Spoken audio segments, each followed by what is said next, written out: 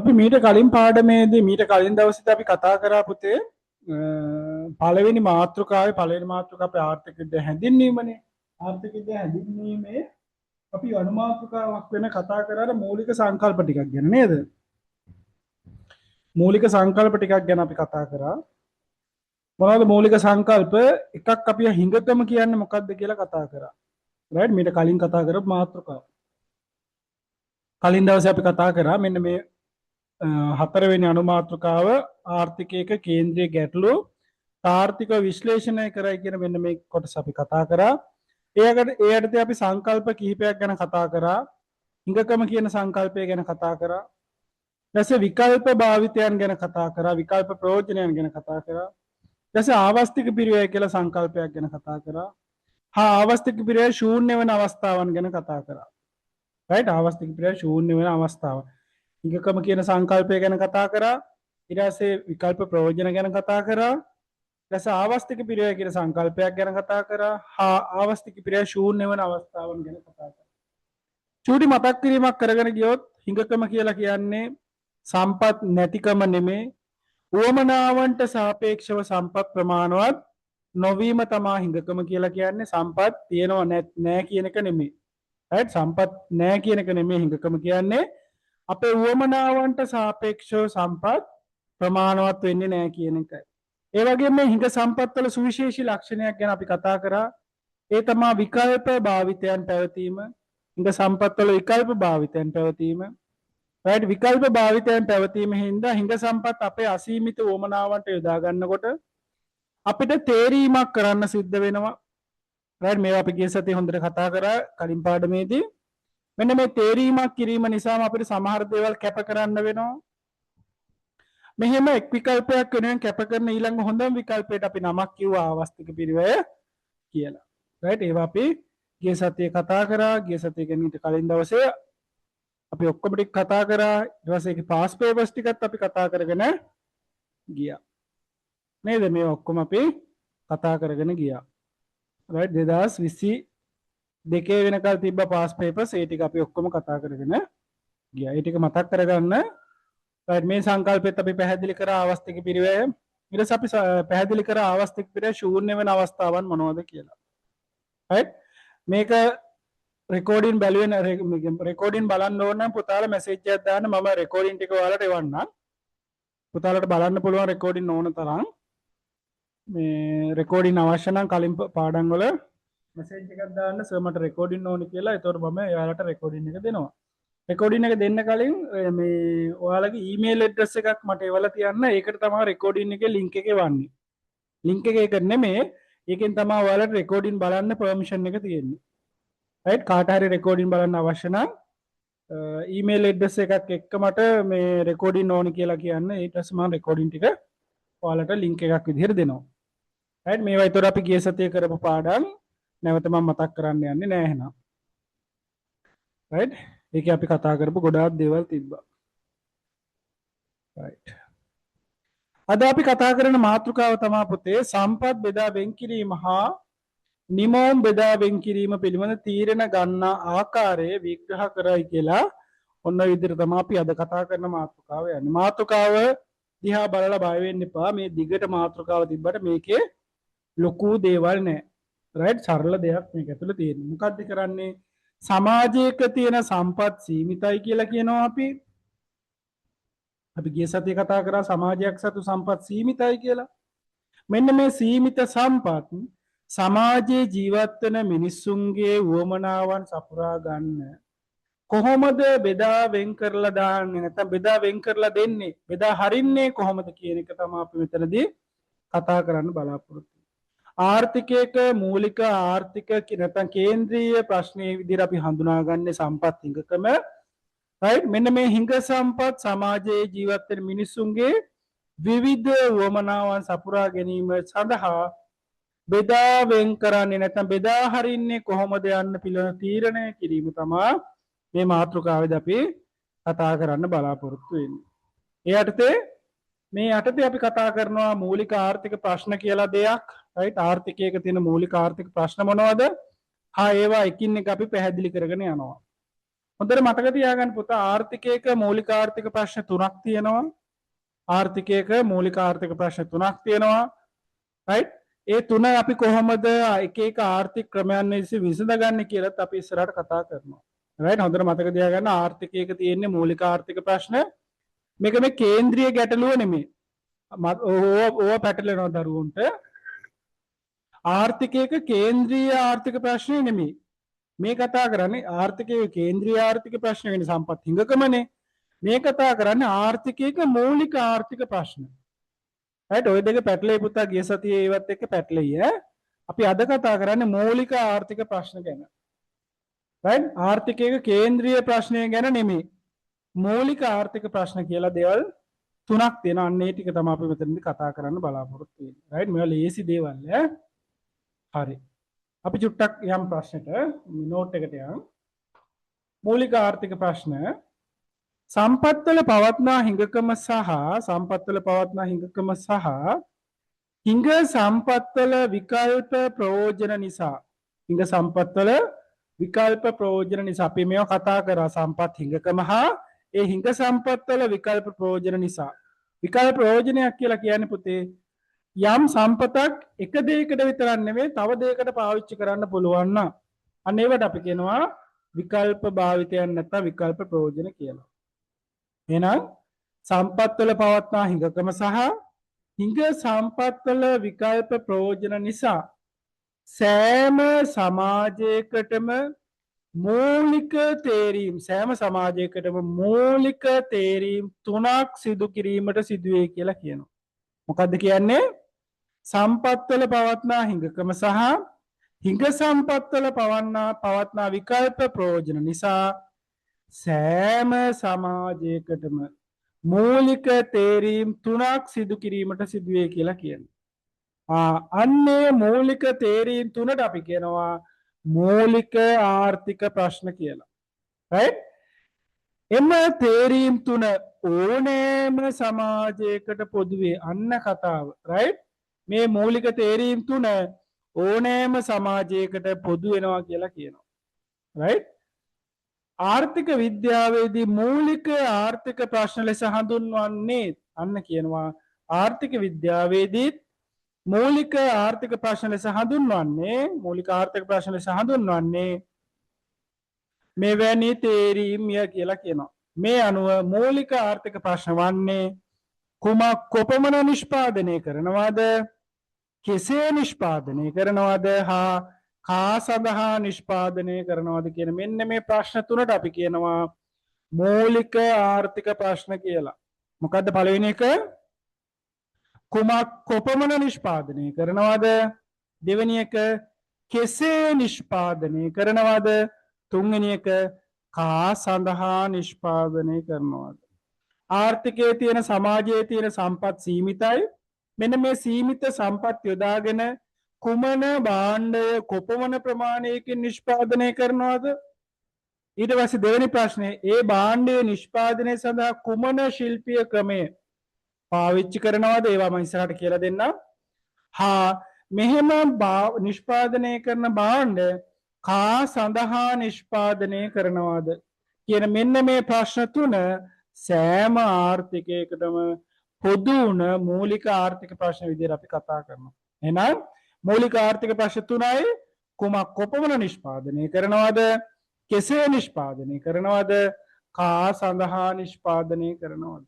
right? ඔන්න එහෙනම් ඔය ටික මතක තියාගන්න අනිවාර්යෙන් පුතා. මොකද්ද මූලික ආර්ථික ප්‍රශ්න? කුමක් කොපමණ නිෂ්පාදනය කළ යුතුද? කෙසේ නිෂ්පාදනය කළ යුතුද?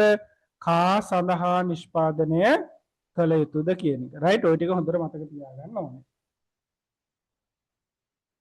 අපි එකින් එක කතා කරගෙන යන්නේ කුමක් කොපමණ නිෂ්පාදනය කරනවද? කුමක් කොපමණ නිෂ්පාදනය කරනවද? ඒ කියන්නේ පුතේ සමාජයේ තියෙන සම්පත් සීමිතයි කියලා අපි කතා කරානේ. ඒ කියන්නේ අපි ලංකාව ගත්තොත් ලංකාවට තියෙන සම්පත් සීමිතයි. නේද? අපිට ඕන තරම් සල්ලි තියෙනවද? ඕන තරම් ඉඩම් තියෙනවද? ඕන තරම් ඊට පස්සේ රත්තරන් තියෙනවද? මුතු මැණික් තියෙනවද ඕන තරම්? ඕන තරම් ශ්‍රමය තියෙනවද? ඕන තරම් ප්‍රාග්ධන භාණ්ඩ තියෙනවද? නැහැ. අපේ ලංකාව ගත්තත් ලෝකේ ඕනෑම රටක් ගත්තත් ඒ රටේ සමාජයට සාපේක්ෂව ඇමරිකාව ගත්තත් ඒ වගේම තමයි. ඒ රටේ සමාජයට සාපේක්ෂව ඒ රටේ තියෙන සම්පත් සීමා සහිත වෙනවා. මෙන්න මේ සීමා සහිත සම්පත් වල සුවිශේෂී ලක්ෂණයක් තමයි පුතා විකල්ප ප්‍රයෝජන පැවතීම. right? සීමිත සම්පත් වල නැත්නම් හිඟ සම්පත් වල සුවිශේෂී ලක්ෂණයක් තමයි විකල්ප භාවිතයන් පැවතීම. ඒ කියන්නේ අපි ගාව තියෙන එකකින් අපිට කරන්න දේවල් ගොඩක් පුළුවන්. right? අපි රුපියල් 1000ක් අතේ තියෙනවා අපි රුපියල් 1000න් කරන්න දේවල් කීපයක් තියෙනවා. රුපියල් 1000න් නම් දැන් මොකුත් කරන්න බෑ. අපි රුපියල් 5000ක් විතර ගමුකෝ. රුපියල් 5000ක් විතර අතේ තියෙනවා නම් ඔන්න මොන හරි දෙයක් කරන්න පුළුවන්. right? එක්ක යාළුවොත් එක්ක පොඩ විනෝද වෙන්න යනවා. නැත්නම් ෆිල්ම් එකක් බලන්න යනවා. නැත්නම් කොහේ හරි පොඩි රෙස්ටුරන්ට් එකකට ගිහින් කෑම එකක් කනවා. right? ඔය වගේ පොඩි සරල දේවල් ටිකක් කරන්න පුළුවන් රුපියල් 5000කින්. right? නැත්නම් ඇඳුමක් ගන්නවා. ඔන්න විකල්ප ප්‍රයෝජන. අපිට විකල්ප භාවිතය කරන්න පුළුවන් විකල්ප දේවල්. මෙන්න මේ සමාජයේ තියෙන හිඟ සම්පත් හා එම හිඟ සම්පත් වල විකල්ප ප්‍රයෝජන සහිත වෙනවා. විකල්ප ප්‍රයෝජන සහිත හිඟ සම්පත් යොදාගෙන සමාජයේ ජීවත් වෙන මිනිසුන්ගේ මොන අවශ්‍යතාවයේ මොන උවමනාවද ඉෂ්ට කරන්නේ හා ඒ උවමනාව ඉෂ්ට කරන්නේ කොපමණ ප්‍රමාණයක් නිෂ්පාදනය කරනවාද යන්න තමයි කුමක් කොපමණ නිෂ්පාදනය කළ යුතුද යන්නේ අදහස් වෙන්නේ. මොකද්ද? විකල්ප ප්‍රයෝජන සහිත හිඟ සම්පත් යොදාගෙන සමාජයේ කවර උවමනාවන් තෘප්තිමත් කිරීම සඳහා අවශ්‍ය භාණ්ඩ කොපමණ ප්‍රමාණයකින් නිෂ්පාදනය කරනවාද කියන එක තමයි කුමක් කොපමණ නිෂ්පාදනය කළ යුතුද කියන එකේදී කියන්නේ. right? ඔය වචන අල්ලගන්න පුතා ඔයාලට පේපර් එක ලියනකොට ඕවා හරිය වැදගත් වෙනවා. දැන් බලන්න මම කිව්ව විදිය විකල්ප ප්‍රයෝජන සහිත හිඟ සම්පත් නැත්නම් විකල්ප භාවිත සහිත හිඟ සම්පත්. ඒවන නෝට් එකේ තියෙන්නේ කොහොමද?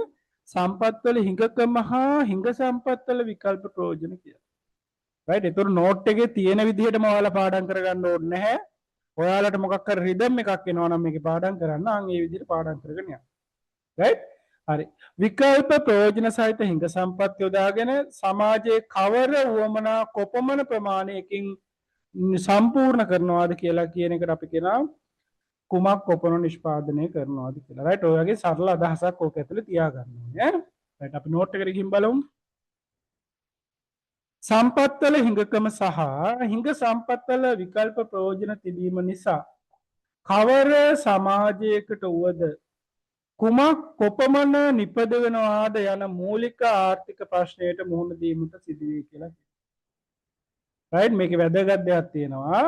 නිදසුණක් හිඟ සම්පත් උපයෝගී කරගෙන රෝහල් හදනවද?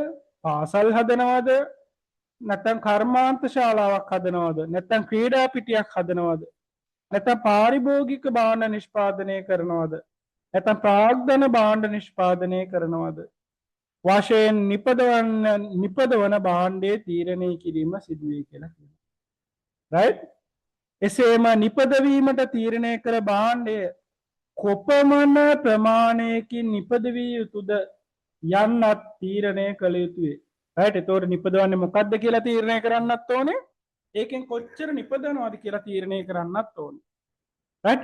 ඒකට අපි කියනවා කුමක් කොපමණ නිෂ්පාදනය කරනවාද කියලා. උදාහරණයක් විදිහට රෝහල් කොපමණ ප්‍රමාණයක් හදනවද? රෝහල් හදනවා නම් රෝහල් කොපමණ ප්‍රමාණයක් හදන්න ඕනද? කර්මාන්ත ශාලා නම් හදන්නේ ඒකෙන් කොච්චර ප්‍රමාණයක් හදන්න ඕනද? ප්‍රාග්ධන භාණ්ඩ නම් හදන්නේ ඒකෙන් කොච්චර ප්‍රමාණයක් හදන්න ඕනද? පාරිභෝගික භාණ්ඩ නම් හදන්නේ ඒකෙන් කොච්චර ප්‍රමාණයක් හදන්න ඕනද කියන එක විදිහට තීරණය කරන්න ඕනේ. right? මේකේ වැදගත් දෙයක් තියෙනවා ඒක highlight කරගන්න ඕනේ. මෙලෙසින් කුමන භාණ්ඩයේ කොපමණ ප්‍රමාණයකින් නිපදවනවාද යන්න තීරණය කොට ඒ සඳහා සම්පත් බෙදා වෙන් කිරීම කළ යුතු වේ. එසේම සම්පත්වල කොපමණ ප්‍රමාණයක් වර්තමාන ප්‍රයෝජනය සඳහා යොදා ගන්නවාද කොපමණ ප්‍රමාණයක් අනාගත පාරිභෝජන යොදා ගන්නවාද බෙදා හරිනවාද යන්න තීරණය කළ යුතුයි. ඒ කියන්නේ පුතේ සමාජයේ තියෙන සම්පත් සීමිතයිනේ. මේ සීමිත සම්පත් සම්පූර්ණයෙන්ම අපි කාලා බීලා විනාශ කරනවද? නැත්නම් ඒ සම්පත් වලින් කොටසක් අනාගත පරම්පරාවට ඉතුරු කරනවාද කියන එකත් මෙතනදී තීරණය කිරීම වැදගත් වෙනවා. කුමක් කොපමණ නිපදවනවාද යන්න තීරණය කොට ඒ සඳහා සම්පත් බෙදාවෙන් කිරීම සිදුවන නිසා ඔන්න කතාව ඔන්න වැදගත් කතාව මොකද්ද වැදගත් කතාව කුමක් කොපමණ නිපදවනවාද යන්න තීරණය කොට ඒ සඳහා සම්පත් බෙදාවෙන් කිරීම සිදුවන නිසා කුමක් කොපමණ නිෂ්පාදනය කරනවාද කියලා තීරණය කරලා ඒ සඳහා විකල්ප ප්‍රයෝජන සහිත හිඟ සම්පත් බෙදා වෙන් කරන නිසා කුමක් කොපමණ නිපදවනවාද යන්න මූලික ආර්ථික ප්‍රශ්නය සම්පත් බෙදා වෙන් කිරීමේ ප්‍රශ්නය ලෙසද හඳුන්වනවා කියලා කියන අන්න ඔතන තමයි වැදගත් වෙන්නේ. මොකද්ද? කුමක් කොපමණ නිෂ්පාදනය කරනවද කියන ප්‍රශ්නයට සමාන උත්තරය සමාන වචනයක් තමයි සම්පත් බෙදා වෙන් කරන්නේ කෙසේද යන්න. right? මෙන්න මතක තියාගන්න ඕනේ කුමක් කොපමණ නිෂ්පාදනය කරනවද කියලා කියන්නේ විකල්ප ප්‍රයෝජන සහිත හිඟ සම්පත් යොදාගෙන කුමන භාණ්ඩය කොපමණ ප්‍රමාණයක් නිෂ්පාදනය කරනවද යන්න තීරණය කිරීම. right? මේකෙදි වෙන්නේ සමාජයේ සතු විකල්ප ප්‍රයෝජන සහිත හිඟ සම්පත් බෙදා වෙන් කිරීමක්. කුමක් කොපමණ නිෂ්පාදනය කිරීම කියන එකේ අදහස වෙන්නේ සමාජයේ තියෙන විකල්ප ප්‍රයෝජන සහිත හිඟ සම්පත් බෙදා වෙන් කිරීම. ඒ නිසාම කුමක් කොපමණ නිෂ්පාදනය කරනවද කියන මෙන්න මේ මූලික ආර්ථික ප්‍රශ්නයට තව නමක් කියනවා. මොකද්ද? සම්පත් බෙදා වෙන් කිරීම සම්බන්ධ ප්‍රශ්නයක් කියලා. right? මොකද්ද? සම්පත් බෙදා වෙන් කිරීම සම්බන්ධ ප්‍රශ්නයක් කියලා කියනවා මේකට. right? මොකේද කියන්නේ?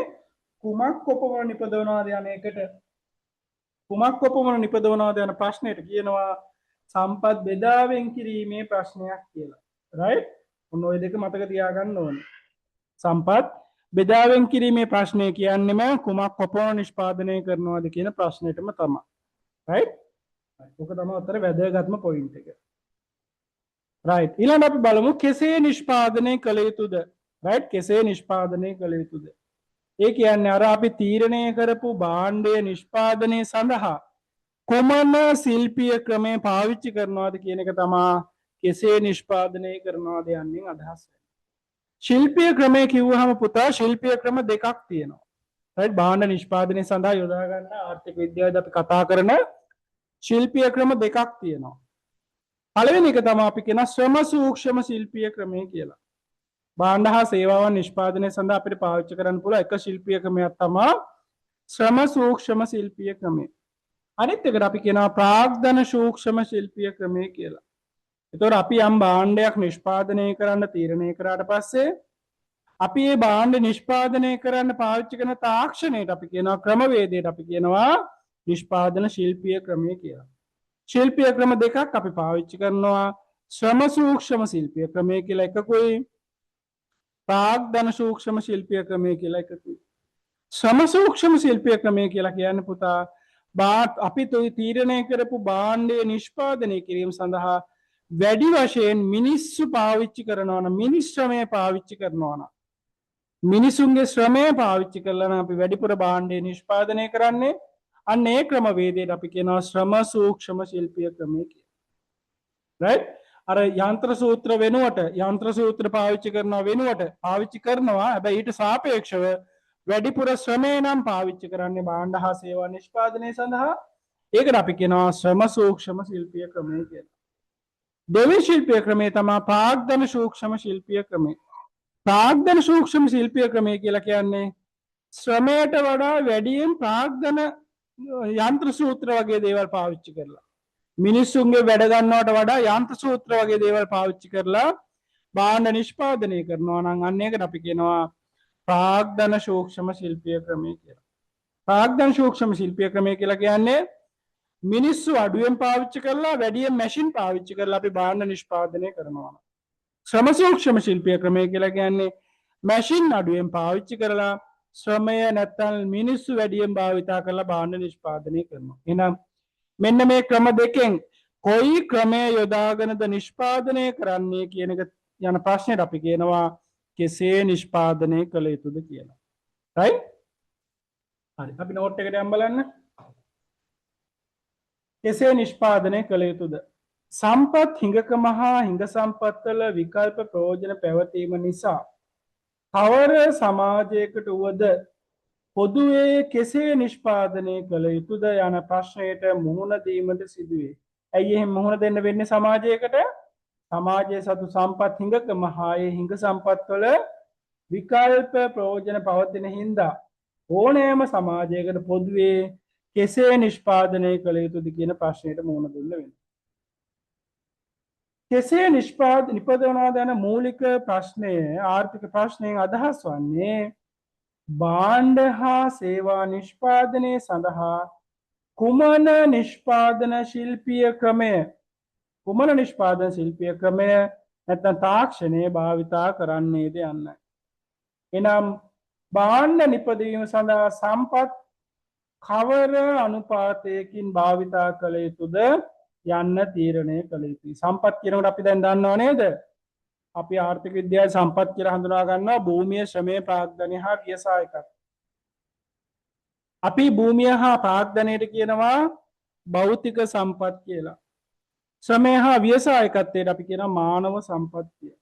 එතකොට අපි නිෂ්පාදනයේ සඳහා මොන සම්පත්ද වැඩිපුර පාවිච්චි කරන්නේ? මානව සම්පත්ද නැත්නම් භෞතික සම්පත්ද? භෞතික කියලා කියන්නේ යන්ත්‍ර සූත්‍ර වගේ දේවල් නේද? right ඔන්න ඕක තීරණය කරන එක තමයි අපි කෙසේ නිෂ්පාදනය කරනවද කියලා අදහස් වෙන්නේ.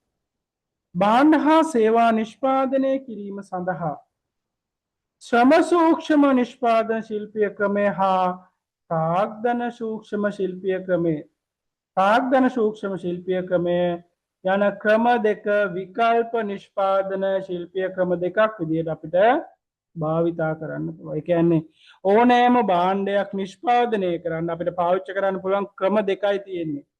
එක්ක ශ්‍රම සූක්ෂම ශිල්පීය ක්‍රමය නැත්නම් ප්‍රාග්ධන සූක්ෂම ශිල්පීය ක්‍රමය. ශ්‍රම සූක්ෂම ශිල්පීය ක්‍රමය කියලා කියන්නේ ශ්‍රමයේ යන්ත්‍ර සූත්‍ර වෙනුවට යන්ත්‍ර සූත්‍ර තියෙනවා. හැබැයි ඒවට සාපේක්ෂව වැඩිපුර ශ්‍රමය පාවිච්චි කරනවා නම් ඒකට අපි කියනවා ශ්‍රම සූක්ෂම ශිල්පීය ක්‍රමය කියලා. මිනිස්සුන්ගේ වැඩ ගන්නවට වැඩිය යන්ත්‍ර සූත්‍ර පාවිච්චි කරලා භාණ්ඩ නිෂ්පාදනය කරනවා නම් ඒකට අපි කියනවා ප්‍රාග්ධන සූක්ෂම ශිල්පීය ක්‍රමය කියලා. right ඒවා අපි ඉස්සරහට කතා කරමු. ශ්‍රමය වැඩියෙන් හෝ ඊට සාපේක්ෂව ප්‍රාග්ධනය අඩුවෙන් යොදා ගන්නා නිෂ්පාදන ශිල්පීය ක්‍රමය ශ්‍රම සූක්ෂම නිෂ්පාදන ශිල්පීය ක්‍රමය වන අතර ඕවා highlight කරගන්න. ශ්‍රම සූක්ෂම ශිල්පීය ක්‍රමය වන අතර ඕවා වටිනවා ඕවා එනවා වන අතර ප්‍රාග්ධනයේ වැඩියෙන් හෝ ඊට සාපේක්ෂව ශ්‍රමය අඩුවෙන් යොදා ගන්නා නිෂ්පාදන ශිල්පීය ක්‍රම ප්‍රාග්ධන සූක්ෂම නිෂ්පාදන ශිල්පීය ක්‍රමය කියලා කියනවා. මොකක්ද කියන්නේ? එක්ක ශ්‍රමය වැඩියෙන් පාවිච්චි කරලා නිෂ්පාදනය කරනවා ඒකට අපි කියනවා ශ්‍රම සූක්ෂම කියලා. ප්‍රාග්ධනය වැඩියෙන් පාවිච්චි කරලා නිෂ්පාදනය කරනවා ඒකට අපි කියනවා ප්‍රාග්ධන සූක්ෂම ශිල්පීය ක්‍රමය කියලා. අපි ආර්ථික විද්‍යාවේ සම්පත් හතරක් ගැන කතා කරා භූමිය, ශ්‍රමය, ප්‍රාග්ධනය හා ව්‍යවසායකත්වය. ඒකෙදි ප්‍රාග්ධනය කියන එකේදී මම නිර්වචනයක් දුන්නා මතකද? මිනිසුන් විසින් නිර්මාණය කර නිෂ්පාදන කටයුතු සඳහා පහසුකම් සලසන දේවල් වලට අපි කියනවා ප්‍රාග්ධනය කියලා.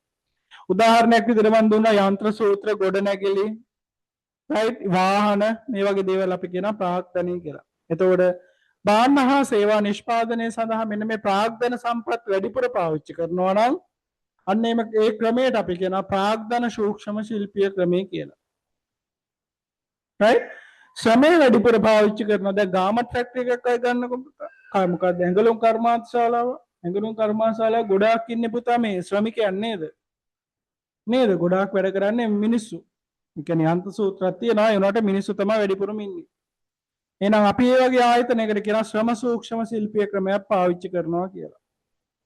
right ඔය දැන් අපි ගත්ත ජපානයේ වගේ රටක මෝටර රථ නිෂ්පාදන සමාගමක් ගන්න අපි ටොයෝටා වගේ සමාගමක් ගත්තොත් එහෙම ටොයෝටා සමාගමේ සේවකයෝ අඩුයි. right මානව සම්පත් අඩුයි. වැඩිපුර තියෙන රොබෝ නැත්නම් යන්ත්‍ර. ඒතර ඒ වගේ ආයතන පාවිච්චි කරන්නේ ප්‍රාග්ධන සූක්ෂම ශිල්පීය ක්‍රමය. right හරි.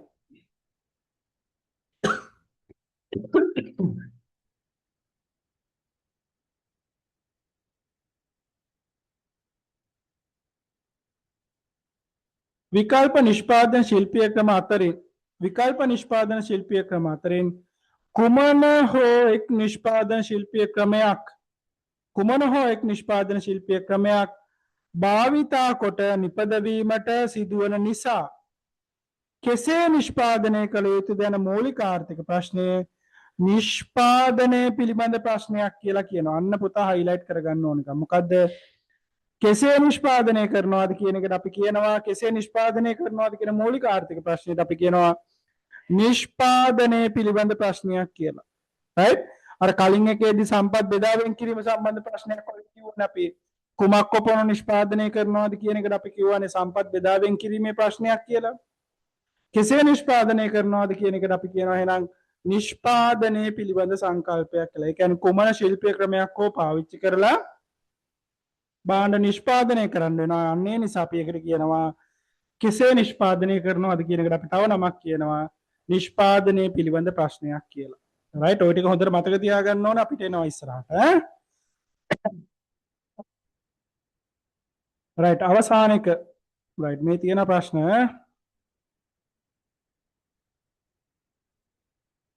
අපිට කොහොමත් පුතා ලබන මාසෙ වෙනකොට මේ මේක ඉවර කරගන්න පුළුවන් වෙයි නේද පළවෙනි පාඩම රයිට් ඔයාලගේ ලබන මාසෙ කොහොමත් ලබන මාසයේ අවසාන විතර වෙනකොට මේක ඉවර කරගන්න try එකක් දෙමු ඈ රයිට් කා සඳහා නිෂ්පාදනය කළ යුතුද කා සඳහා නිෂ්පාදනය කළ යුතුද ඒ කියන්නේ අපි හදන භාණ්ඩය කවුරු පරිභෝජනය කරන භාණ්ඩයක්ද කියන එක රයිට් කවුරු අරමුණු කරගෙන අපි නිෂ්පාදනය කරන්න ඕනේ කියන එක තමයි අපි කියන්නේ කා සඳහා නිෂ්පාදනය කළ යුතුද කියන එක කා සඳහා නිපදවනවාද යන්න අදහස් වන්නේ සමාජයේ සමස්ත නිෂ්පාදිතය කවුරුන් අතර බෙදා හරිනවාද කියන එක යන්න මොකද්ද කියන්නේ කා සඳහා නිෂ්පාදනය කරනවාද කියන ප්‍රශ්නෙන් අදහස් වෙන්නේ සමාජයේ සතු සමස්ත නිෂ්පාදිතය දැන් නිෂ්පාදනය කරලා ඉවරයිනේ දැන් අපි නිෂ්පාදනය කරන්නේ මොකද්ද කියලා තීරණය කරා නිෂ්පාදනය කොච්චර ප්‍රමාණයක් කරනවද කියලා තීරණය කරා දැන් අපි නිෂ්පාදනය කරන ශිල්පීය ක්‍රමයක් තෝරගත්තා දැන් ඔන්න අපි නිෂ්පාදනය කරනවා නිෂ්පාදනය කරාට පස්සේ මේ නිෂ්පාදිත කවුරුන් අතර බෙදා හරින්නේද යන්න තීරණය කරන එකට අපි කියනවා කා සඳහා නිෂ්පාදනය කරනවාද කියන්නේ. දැන් බඩු නිෂ්පාදනය කරලා ඉවරයි. දැන් ඉතින් මේ ටික බෙදලා දෙන්න බෑ. කාටද මේ ටික දෙන්න ඕනි කියන එකයි කා සඳහාද නිෂ්පාදනය කළ යුතු යන්නේ අදහස් වන්නේ. right? කවුරුන් අතර බෙදා හරිනවාද යන්නයි. එනම් සම්පත් හෙනම් හිඟ සම්පත් යොදා ගනිමින් නිෂ්පාදනය කරනු ලබන සීමිත භාණ්ඩ හා සේවා ප්‍රමාණය සමාජයේ කවුරුන් විසින් හිමි කර ගනු ලබන්නේද භුක්ති විඳින්නේද යන්න මෙයින් අදහස් වේ. නිපදවන භාණ්ඩයේ භුක්ති විඳීමේ හැකියාව අන්න කතාවක් කියනවා. දැන් අපි භාණ්ඩ නිෂ්පාදනය කරාට පස්සේ නිකන් දෙන්නේ නැහැ නේ පුතා. අපි ඒකට මිලක් අය කරනවා නේද? ගාස්තුවක් අය කරනවා නේද? ඒතර ගාස්තුවක් අය කරනකොට ඒ භාණ්ඩය ගන්න මනුස්සයර ගන්න වෙන සල්ලි දීලා නේද? නිෂ්පාදන ආයතන භාණ්ඩ නිෂ්පාදනය කළා නිකන් දෙන්නේ නැහනේ. මේ මිනිස්සු ඒකට ගාස්තුවක් අය කරනවා. මුදලක් අය කරනවා. එතන මේ මුදලක් අය කරලා අදාළ භාණ්ඩේ මිලදී ගන්න පුළුවන් වෙන්නේ මුදල් ගෙවන්න පුළුවන් මිනිස්සුන්ට විතරයිනේ. එතන මිනිස්සුන්ට මුදල් ගෙවලා භාණ්ඩ ගන්න පුළුවන් හැකියාව තීරණය වෙන්නේ මොකක් මතද? මේ මිනිස්සුන්ගේ ආදායම මත නේද? මේ මිනිස්සුන්ගේ එක ආදායම මත. එහෙනම් මෙන්න මේ හිඟ සම්පත් යොදාගෙන නිෂ්පාදනය කරන භාණ්ඩ හා සේවාවන් පරිභෝජනය කිරීම තීරණය වන්නේ පුද්ගලයන්ගේ ආදායම මත. right? පුද්ගලයන්ගේ ආදායම මත. ආදායම් වැඩි මිනිස්සු වැඩිපුරම භාණ්ඩ මිලදී අරන් පරිභෝජනය කරනවා. ආදායම අඩු මිනිස්සු භාණ්ඩ අඩුවෙන් අරන් පරිභෝජනය කරනවා. right? එහෙනම් මෙන්න මේ කා සඳහා නිෂ්පාදනය කළ යුතුද යන ප්‍රශ්නේ රඳා පවතින්නේ පුද්ගලයාගේ ආදායම මත. right? ඒක හොඳට මතක තියාගන්න. මොකද්ද කියනවා? නිපදවන භාණ්ඩයේ භුක්ති විඳීමේ හැකියාව රඳා පවතින්නේ ඒ පුද්ගලයා ලබන ආදායම මතයි කියලා. සාධක හිමියෝ නිෂ්පාදන සාධක විදිහට අපි ගත්තේ භූමියේ ශ්‍රමයේ ප්‍රාග්ධනය හා ව්‍යවසායකත්වයේ. පුතාලට මතකද? භූමියේ ප්‍රතිලාභය, ශ්‍රමයේ ප්‍රතිලාභය, ප්‍රාග්ධනයේ ප්‍රතිලාභය, ව්‍යවසායකත්වයේ ප්‍රතිලාභය මතකද මම කියනවා? right. භූමියේ ප්‍රතිලාභය මොකද්ද? බදු කුලිය. ශ්‍රමයේ ප්‍රතිලාභය වැටුප. ප්‍රාග්ධනයේ ප්‍රතිලාභය පොලිය. ව්‍යවසායකත්වයේ ප්‍රතිලාභය ලාභය. එහෙනම් මෙන්න මේ වැටු බදු කුලී පොලි ලාභ කියන මෙන්න මේ කොටස් වලින් තමයි පුතා පුද්ගලයෙකුට ආදායම හම්බෙන්නේ. එහෙනම් යම් පුද්ගලයෙකුට කොච්චර සාධක හිමිද ඒ හිමි සාධක ප්‍රමාණය මත අදාළ පුද්ගලයාගේ ආදායමත් තීරණය වෙනවා. ඒ කියන්නේ සාධක කියලා කියන්නේ පුතා අපි දැන් පුතාලට තියෙන ගොඩාක් ඉඩම්. ගොඩාක් ඉඩම් දෙන අක්කර 50 100 විතර ඉඩම් තියෙනවා. එතන ඒ වගේ ලොකු ඉඩම් තියෙනවා නම් පුතාට ඒවා ඉඩම් වලින් ආදායම හම්බ වෙනවනේ. එතන පුතාගේ ආදායම ඉහළ මට්ටමක තියෙනවා. එතන පුතාට වැඩිපුර භාණ්ඩ හා සේවාවන් මිලදී අරන් පාරිභෝජනය කරන්න පුළුවන්. අපි හිතුව මට තියෙන පර්චේස් 5යි කියලා පොඩි ඉඩම් කෑල්ලක් කියලා. එතකොට පොඩි ඉඩම් කෑල්ලේ මට හම්බෙන ආදායම ඉතා සොච්චන් ආදායම. එතකොට ඒ ආදායම නම් මගේ ආදායම වෙන්නේ මගේ ජීවන තත්ත්වයක් ඒ ආදායමට සරලන විදිහට පාත මට්ටමක තියෙනවා. එහෙනම් යම් පුද්ගලයෙකුට කොච්චර නිෂ්පාදන සාධක අයිතිද අන්නේ අයිති ප්‍රමාණය අනුව ඒ පුද්ගලයාගේ ආදායමත් තීරණය වෙනවා. ඒතර පුද්ගලයාගේ ආදායම මත ඒ පුද්ගලයා මිලදී ගන්න භාණ්ඩ හා සේවා ප්‍රමාණයත් තීරණය වෙනවා. එහෙනම් කා සඳහා නිෂ්පාදනය කළ යුතුද කියන එක පුද්ගලයාගේ ආදායම මත රඳා පවතිනවා කියන එක කියනවා. රයිට්? ඒ කියන්නේ පුතා ව්‍යාපාර භාණ්ඩ හා සේවාවන් නිෂ්පාදනය කරන්නේ විකුණන්නනේ විකුණලානේ එයාලගේ ආදායම වෙන්නේ වික්කට පස්සේනේ. එතකොට එයාලගේ භාණ්ඩ විකුණ ගන්න ඒවා ගන්න මිනිස්සුන්ගේ අතේ සල්ලි නැත්තම් ඒ මිනිස්සු ඒවා හදන්නේ නැහැනේ පුතා නිෂ්පාදනය කරන්නේ නැහැනේ. ඒ කියන්නේ නිෂ්පාදන ආයතන ඒ භාණ්ඩ විකුණ ගන්න යනකොට මිනිස්සුන්ගේ අතේ සල්ලි නැත්තම් ඒව ගන්න ඒතර අර භාණ්ඩ විකිනෙන්නේ නැහැනේ. ඒතර විකිනෙන්නේ නැතුණා මේ මේ මිනිස්සු ඒ භාණ්ඩ නිෂ්පාදනය කරන්නේත් නැහැ. ඒ නිසා නිෂ්පාදන ආයතන හැම වෙලෙම බලන්නේ පුද්ගලයාගේ ආදායම තියෙනවා. ඒ ආදායමක් තියෙන පුද්ගලයන් අරමුණු කරගෙන තමයි භාණ්ඩ නිෂ්පාදනය කරන්නේ. මම හොඳම කතාවක් කියන්නම් පුතා. ශ්‍රී ලංකාව, ඉන්දියාව, බංග්ලාදේශ, නේපාලය, පාකිස්තානය වගේ රටවල් ගත්තොත් පුතා අපි එදිනෙදා පාවිච්චි කරන මේ මිනිස්සු හදන්නේ වැඩිපුර මොනවද? අල, පරිප්පු, හාල්, කරවල, සැමන්, ලූණු, බීලූණු, සුදු ලූණු. හරි? ඕවා නෙමෙයි හදන්නේ පුතා. ලංකාව, ඉන්දියාව, බංග්ලාදේශ, නේපාලය, බුරු ඔය ඇෆ්ගනිස්තාන් ඔය අපි ගත්ත පාකිස්තාන් ඔය ඔක්කොම හදන්නේ මොනවද? එක්ක අල නැත්තම් ලූණු නැත්තම් සුදු ලූණු, පරිප්පු, හාල් ඕවා නේද හදන්නේ? ඇයි ඒවා හදන්නේ මිනිස්සු? ඒ රටවල් වල ඉන්නේ පුතා අඩු ආදායම්ලාභී මිනිස්සු තමයි වැඩිපුර ඉන්නේ. දැන් ලංකාවේ ගත්තත් පහළ ආදායම්ලාභීන් තමයි වැඩිපුර ඉන්නේ. ඒතර මේ මිනිස්සු ගන්නෙ මොනවද? මේ මිනිස්සු ගන්න හාල් කිලෝ එකක්, පරිප්පු 250ක්, සීනි 250ක්, බීලූණු 50 ග්‍රෑම් 250. ඔයගේ භාණ්ඩ නෙයාලා මිලදී ගන්න පුතා. ඒතර ඒ රටවල් වල ජීවත් වෙන මිනිස්සු ඒ වගේ පහළ ආදායම් ලබන මිනිස්සු ඒ නිසා ඒ රටවල් වල තියෙන ව්‍යාපාර ආයතන නිෂ්පාදනය කරන්නේ ඒ පහළ ආදායම් ලබන මිනිස්සු පාරිභෝජනය කරන භාණ්ඩ. හැබැයි පුතා ගන්න ඇමරිකාව, යුරෝපය, ජපානය, කොරියාව මේ වගේ රටවල් ගත්තොත් එහෙනම් පුතා යාලා හදන්නේ කෙලින්ම ලක්ෂරි අයිටම් නේද? ලක්ෂරි භාණ්ඩ, සුපෝකභෝගී භාණ්ඩ හදන්නේ.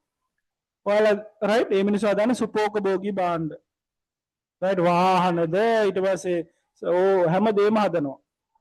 ඒතර මේ මිනිස්සු ඒවා හදන්නේ පුතා අර ඉහළ ආදායම් ලබන මිනිස්සු අරමුණු කරගෙන. රයිට් හොඳට ලෝකේ හොඳට සල්ලි තියෙන මිනිස්සුන්ව ටාගට් කරගෙන තමයි යාළ භාණ්ඩ නිෂ්පාදනය කරන්නේ. අපි වගේ රටවල් නිෂ්පාදනය කරන්නේ පුතා අපි වගේ 2.50 අපි කියන්නේ එහෙමනේ. 2.50 මිනිස්සු ටාගට් කරගෙන තමයි ලංකාවේ මං කියපු අර ඉන්දියාව, ලංකාව, බංග්ලාදේශ, පාකිස්තාන වගේ රටවල් භාණ්ඩ නිෂ්පාදනය කරන්නේ. හැබැයි පුතා ඉන්දියාව මේ වෙනකොට පුතා ඒකෙන් ගොඩාක් අයින් වෙලා තියෙනවා. රයිට් ඉන්දියාව දැන් වැඩිපුර නිෂ්පාදනය කරන්නේ පුතා අර ලක්ෂරි අයිටම්. රයිට් මෝටර රථ වැඩිපුරම යාලා නිෂ්පාදනය කරනවා මෑතක ඉඳලා. රයිට් එයාලා දැන් හාල් සීනි අල ලුණු පරිප්පු වගා කරනවා වෙනුවට ඒවත් කරනවා වැඩිපුරම යාලා දැන් කරන්නේ සුපෝකභෝගී භාණ්ඩ, කාර්මික භාණ්ඩ නිෂ්පාදනය සඳහා. රයිට් අපි තාම නෑ පුතා අපි තාම පොහොර සානාධාරයක් දීලා වී ටිකක් වගා කරගෙන ගම්මිරිස් ටිකක් වගා අක්කර එකමාරක විතර ගම්මිරිස් වගා කරගෙන ඔහොම ඉන්නවා නේද? කවුද කියනව නේද අර නිවුස් වලටත් යන මම දැක්ක ගම්මිරිස් වගා කරගෙන ඉන්නවා කියලා. රයිට් ඔය තේ කෑල්ලකට මොනවා හරි සානාධාරයක් දීගෙන අපි ඉන්න අපි කවදාවත් දිනුනේ නැත්තේ ඒකයි පුතා. එයි අපි කවදාවත් කාර්මික භාණ්ඩයක් හදන්නේ නැහනේ. රයිට් ලංකාවේ වාහනයක් හදනවද? නෑ. රයිට් ලංකාවේ මොනවා හරි යන්ත්‍රයක් හදනවද? නෑ පුතා. රයිට් හැබැයි ඉන්දියාව දැන් ටිකින් ටික පුතා යාලා අර කෘෂිකර්මාන්තයේ වෙනුවට යාලා දැන් කාර්මික අංශයට තමයි වැඩිපුර අවධානය යොමු කරලා තියෙන්නේ. චීනේ බලන්න චීනේ පුතා බැලන්ස් කරනවා හැම පැත්තම. රයිට් චීනේ කියන්නේ වෙනම අපිට ඉගෙන ගන්න තියෙන රටක්. චීනේ කාර්මික භාණ්ඩත් හරි හරියට හදනවා. කෘෂිකාර්මික භාණ්ඩත් ඒ වගේම හදනවා. රයිට් එයාලා ලොකු තාක්ෂණයක් පාවිච්චි කරලා ලෝකේ කවුරුත් පාවිච්චි කරන්නේ නැති තාක්ෂණයක් පාවිච්චි කරලා කාර්මික භාණ්ඩ ලක්ෂරී කියන්නේ අපි කියන සුපෝපභෝගී භාණ්ඩත් නිෂ්පාදනය කරනවා. එයාලා ලෝකේ හැම මිනිස්සයාටම අපි කියන අර සිංගමන් යන මිනිස්සයාගේ ඉඳලා ලෝකේ ඉන්න ඉහළම මුදලත් ආදායම් ලැබෙන පුද්ගලයා දක්වා අවශ්‍ය සියලුම භාණ්ඩ යාලා නිෂ්පාදනය කරනවා. රයිට් පාරේ හිඟා කරන මිනිස්සයාට අවශ්‍ය භාණ්ඩේ ඉඳලා ලෝකේ ඉන්න හොඳම ධනපතියන්ට අවශ්‍ය කරන භාණ්ඩේ දක්වා භාණ්ඩ චීනේ නිෂ්පාදනය කරනවා. රයිට් හරිනේ. එතකොට දැන් යුරෝපේ රටවල් ගත්තොත් එයාලා කෙලින්ම නිෂ්පාදනය කරන්නේ අර සල්ලි තියෙන මිනිස්සුන්ට විතරයි. රයිට් හැබැයි චීන කියන්නේ වෙනම යාලගේ වෙනම උපායම. ඒකයි පුතා යාලා එච්චර ඉක්මනට ආර්ථිකය වර්ධනය වෙගෙන එන්නේ. right හරි. එහෙනම් මේ කාසඳා නිෂ්පාදනය කරනවාද කියන එක පුද්ගලයන්ගේ ආදායම මත තීරණය වෙනවා. ආදායම් ලබන මිනිස්සුන් නැත්නම් මුදලක් දීලා භාණ්ඩ මිලදී ගන්න පුළුවන් මිනිස්සු ටාගට් කරගෙන භාණ්ඩ නිෂ්පාදනය කිරීම. right හරි. ඒ පුද්ගලයා ලබන ආදායම් වැඩි හෝ අඩු වන්නේ සාධක හිමිකාරත්වය ආ සාධකවල මිල පදනම් කරගනී කියලා කියනවා. සාධක ආදායම වැඩියෙන් ලබන අයට නිපදවන භාණ්ඩ වලින් වැඩි ප්‍රමාණයක් භුක්ති විඳීමට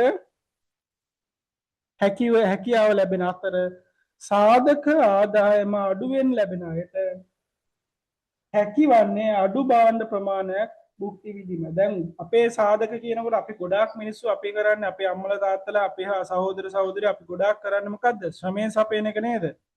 නිෂ්පාදන සාධකයක් වන ශ්‍රමය කියන එක සපයලා අපි සාධක ආදායමක් වෙන වැටුප ලබනවා. right මෙන්න මේ වැටුප පාවිච්චි කළා තමයි අපි දින මාසේ වියදම් ටික කරගෙන යන්නේ. එහෙනම් අපේ ඒතර මේ වැටුපේ ප්‍රමාණය මත අපේ සාධක ආදායම වෙනස් වෙනවා. right ඒතර අපිට මිලදී ගන්න පුළුවන් භාණ්ඩ ප්‍රමාණයක් ඒ අනුව වෙනස් වෙනවා. මෙලෙසින් නිපදවන භාණ්ඩ ප්‍රමාණය භුක්ති විඳීම ඒ පුද්ගලයාගේ ආදායම මත උන්න වැදගත් දෙයක්. නිපදවන භාණ්ඩ ප්‍රමාණය භුක්ති විඳීම ඒ පුද්ගලයාගේ ආදායම මත තීරණය වන නිසා කා සඳහා නිපදවනවාද යන්න ආදායම් බෙදී යාම පිළිබඳ ප්‍රශ්නයක් ලෙස හඳුන්වනවා කියලා කියනවා. ඔන්න කතාව කා සඳහා නිෂ්පාදනය කරනවාද කියන ප්‍රශ්නෙට අපි තව නමක් කියනවා. මොකද්ද? ආදායම් බෙදී යාම පිළිබඳ ප්‍රශ්නයක් කියලා. රයිට් ඔන්න එහෙනම් අපේ කතාව හරි. මූලික ආර්ථික ප්‍රශ්න තුනක් තියෙනවා. කුමක් කොපමණ නිෂ්පාදනය කරනවද? කෙසේ නිෂ්පාදනය කරනවද? කා සඳහා නිෂ්පාදනය කරනවද? කුමක් කොපමණ නිෂ්පාදනය කරනවද කියන එකට අපි තව නමක් කියනවා සම්පත් බෙදා හැරීම සම්බන්ධ ප්‍රශ්නයක් කියලා. කෙසේ නිෂ්පාදනය කරනවාද කියන එකට අපි කියනවා නිෂ්පාදන ශිල්පීය ක්‍රමයේ සම්බන්ධ ප්‍රශ්නයක් නැත්නම් නිෂ්පාදනයේ සම්බන්ධ ප්‍රශ්නයක් කියලා. කා සඳහා නිෂ්පාදනය කරනවාද කියන එකට අපි තව නමක් කියනවා ආදායම් බෙදී යාම පිළිබඳ ප්‍රශ්නයක්. right එහෙනම් ඔන්න මූලික ආර්ථික ප්‍රශ්න තුන කුමක් කොපමණ කෙසේ කා සඳහා නිෂ්පාදනය කරනවාද කියන මෙන්න මේ ප්‍රශ්න තුනට අපි කියනවා මූලික ආර්ථික ප්‍රශ්න කියලා. මේ මූලික ආර්ථික ප්‍රශ්න සෑම සමාජයකටම පොදු වෙනවා. අපි වගේ දුප්පත් රටකට වගේම ඇමරිකාව වගේ දියුණු පොහොසත් රටකටත් මේ මූලික ආර්ථික ප්‍රශ්න තුන ඒ විදිහටම තියෙනවා. right ඒක යාලට අපිට කියලා වෙනසක් වෙන්නේ නැහැ. එයාලටත් ওই ප්‍රශ්න තුනම තමයි තියෙන්නේ අපිටත් ওই ප්‍රශ්න තුනම ওই විදිහටම තියෙනවා. ඒතකොට කුමක් කොපමණ නිෂ්පාදනය කරනවද කියන එකට මම තව එකක් කියනවා. මොකද්ද? සම්පත් බෙදා හැරීම සම්බන්ධ ප්‍රශ්නයක් කියලා. කෙසේ නිෂ්පාදනය කරනවද එකට මම කියනවා නිෂ්පාදනය සම්බන්ධ ප්‍රශ්නයක් කියලා. කා සඳහා නිෂ්පාදනය කරනවද කියන එකට මම කියනවා ආදායම් බෙදී යාම සම්බන්ධ ප්‍රශ්නයක් කියලා. හරි නේද? right එහෙනම් ඒ කොටසත් ඉවරයි. සම්පත් බෙදා වෙන් කිරීම හා නිමවුම් බෙදා හැරීම පිළිබඳ තීරණ ගන්න ආකාරය විග්‍රහ කරයි කියන එකත් අපි කරා. හරි නේද? මොන හරි ගැටලුවක් තියෙනවද? right එහෙනම් අපි යනවා past papers වලට. right උත්තරයක් දෙමු බලන්න. උත්තරයක් දෙන්න බලන්න 2001.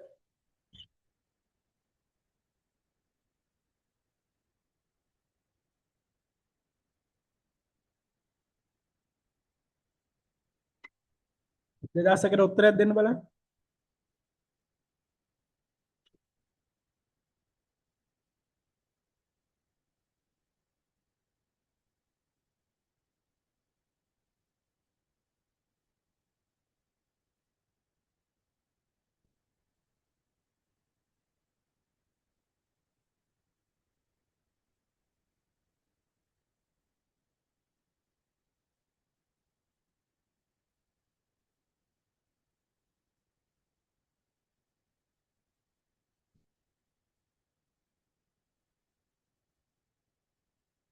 right තව කවුරු හරි උත්තර දෙනවද පුතාලා?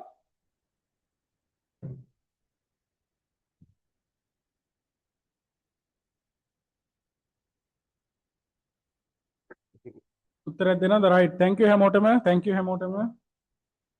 සතුටුයි. right right හරි. හරි අපි බලමු ඈ. right සමාජයක මූලික ප්‍රශ්නයක් වශයෙන් කා සඳහා නිපදවනවාද යන්නේ අදහස් වන්නේ. කා සඳහා නිෂ්පාදනය කරනවාද? කා සඳහා නිෂ්පාදනය කරනවාද කියන ප්‍රශ්නෙන් අදහස් වෙන්නේ මොකද්ද? මිනිසුන්ගේ ආදායම මත නේද මේක තීරණය වෙන්නේ. right? එහෙනම් අපි බලමු සමාජයක මූලික ආර්ථික ප්‍රශ්නයක් වශයෙන් කා සඳහා නිපදවනවාද යන්න අදහස් වන්නේ නිෂ්පාදනය පිළිබඳ තීරණ ගැනීමේදී නිෂ්පාදකයෙකු ඉලක්ක කරගන්නා පාරිභෝගික කණ්ඩායමයි නිපදවන්නේ අපනයනය සඳහාද නැතෝ දේශීය වෙළඳපොළ සඳහාද එහෙම එකක් නෑ. එහෙම එකක් අපි කතා කරේ නෑ. මං කිව්වේ කෙලින්ම ආදායම මත නේද? ආ සඳහා නිෂ්පාදනය කරනවාද කියන එක මං කිව්වේ මොකද්ද? ආදායම මත නේද? නිපදවන්නේ පාරිභෝජනයේ සඳහාද නැතෝ ආයෝජනයේ සඳහාද එහෙම දෙයක් නෙමෙයි මං කිව්වේ. ආ සඳහාද කියන එකේදී මං කිව්වා ආදායම මත. ඒ කියන්නේ මිනිස්සු ටාගට් කරන කොයි සල්ලි තියෙන මිනිස්සු වෙනුවෙන්ද නිෂ්පාදනය කරන්නේ නැත්නම් සල්ලි නැති මිනිස්සු වෙනුවෙන්ද? ආර්ථිකයේ නිමවුම් බෙදී යන්නේ කෙසේද යන්නයි. right හරි very good හොඳයි ඈ right හරි දැන් ප්‍රශ්නයක් තියෙනවා දෙකක් තියෙනවා right එකක් තියෙනවා දෙකක් තියෙනවා අපි බලමු කෝකද හරි කියලා අපි එකින් එක කියවගෙන යමු කා සඳහා නිපදවනවාද යන්නනේ නිෂ්පාදනය පිළිබඳ තීරණ ගැනීම නිෂ්පාදනය පිළිබඳවද නිෂ්පාදනය පිළිබඳ නෙමේ right නිෂ්පාදනය පිළිබඳ තීරණ ගැනීමට අපි කියන්නේ මොකද්ද කුමක් කොපමණ නිෂ්පාදනය කරනවද කියන එක right නිෂ්පාදනය පිළිබඳ තීරණ කියන්නේ තාම නිෂ්පාදනය කරලාද නෑ තාම නිෂ්පාදනය කරන්නේ මොකද්ද කියන එක තීරණය කරන එක ඊට නිෂ්පාදනය කරන එක මොකද්ද කියලා තීරණය කරාට පස්සේ කෙසේ නිෂ්පාදනය කරනවද කියන ප්‍රශ්නේ එනවා. ඒ කියන්නේ කොහොමද නිෂ්පාදනය කරන්නේ? ඒතර ඒ ක්‍රමයේ තෝරාගත්තට පස්සේ ඒ අනුව නිෂ්පාදනය කරනවා. ඊට පස්සේ නිෂ්පාදනය කරාට පස්සේ තමයි කා සඳහාද බෙදා හරින්නේ කියන එක. ඒ කියන්නේ ඒක එන්නේ නිෂ්පාදනය කරාට පස්සේ ප්‍රශ්නයක්. right? නිෂ්පාදනය පිළිබඳ තීරණ ගැනීමේදී ඒතර නිෂ්පාදනය කරලා නැහැ තාම නිෂ්පාදනය පිළිබඳ තීරණ ගැනීමේදී නිෂ්පාදකයෙකු ඉලක්ක කරගන්න පාරිභෝගික කණ්ඩායමයි. නිෂ්පාදනය කරන තාම නිෂ්පාදනය කරලා නෑ මෙතන. නිෂ්පාදනය පිළිබඳ තීරණ ගන්න තාම නිෂ්පාදනය කරලා නෑ. හැබැයි කා සඳහාද නිෂ්පාදනය කරනවාද කියන එකේ තේරුම නිෂ්පාදනය කරාට පස්සේ ඒක බෙදා හරින්නේ කොහොමද කියන එක. ආර්ථිකයේ නිමවම අන්න නිමවම කියන්නේ දැන් නිෂ්පාදනය කරලා ඉවරයි පුතා. නිමවම කියන්නේ දැන් නිෂ්පාදනය කරලා ඉවරයි. එහෙනම් නිෂ්පාදන නිමවම කුටුම්බ අතර බෙදා හරින්නේ කෙසේද යන්නයි. right කුටුම්බ කියන්නේ මොනවද කියලා අපි කතා කරලා තියෙනවා කලින් පාඩම් වලදී. right එහෙනම් උත්තරේ වෙන්න ඕන උත්තරේ 4. right මේක තාම තීරණය කරලා නෑ නේද නිෂ්පාදනය කරන්න කියලා බලන්න තේරුම් ගන්න පුළුවන්ද කියලා. නිෂ්පාදනය පිළිබඳ තීරණ ගැනීම. ඒ කියන්නේ මොකද්ද නිෂ්පාදනය කරන්න කියලා තීරණ ගැනීම. ඒකට අපි කියනවා කුමක් කොපමණ නිෂ්පාදනය කරනවද කියලා. අපි මෙතන අහන්නේ කා සඳහා නිපදවනවාද කියලා. එහෙනම් උත්තරේ වෙන්න ඕනේ 4 වෙනි එක. උත්තරේ වෙන්න ඕනේ 4 වෙනි එක. රයිට් 2017ට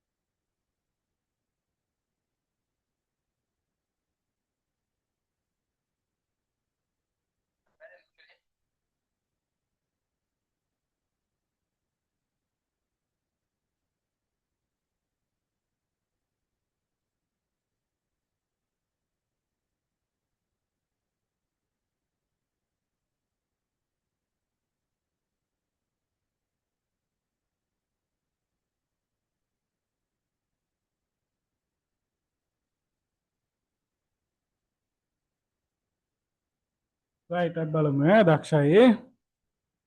බලමු චුට්ටක් උත්තර ටික.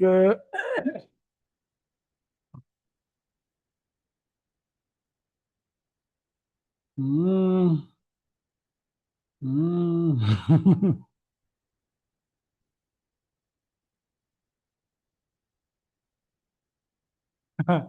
හරියට ඔයාලට මට මේ උත්තර දැක්කහම අර හිතෙන්නේ අර මං නිතරම කියනවත් දන්නේ ඔයාලට අර මේ තාපසය ගාවට වැටිච්ච ගිරවයි අර හොරු රැලක් ගාවට වැටිච්ච ගිරවයි ඒ වගේ තමයි.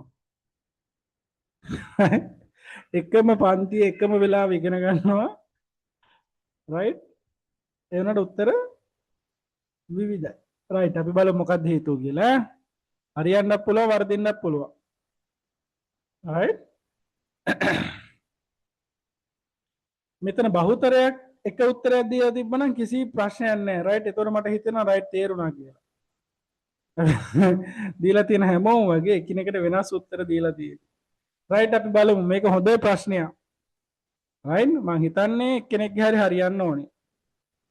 කුමක් නිෂ්පාදනය කරන්නේද? කුමක් නිෂ්පාදනය කරන්නේද කියන එකේ තේරුම මොකද්ද?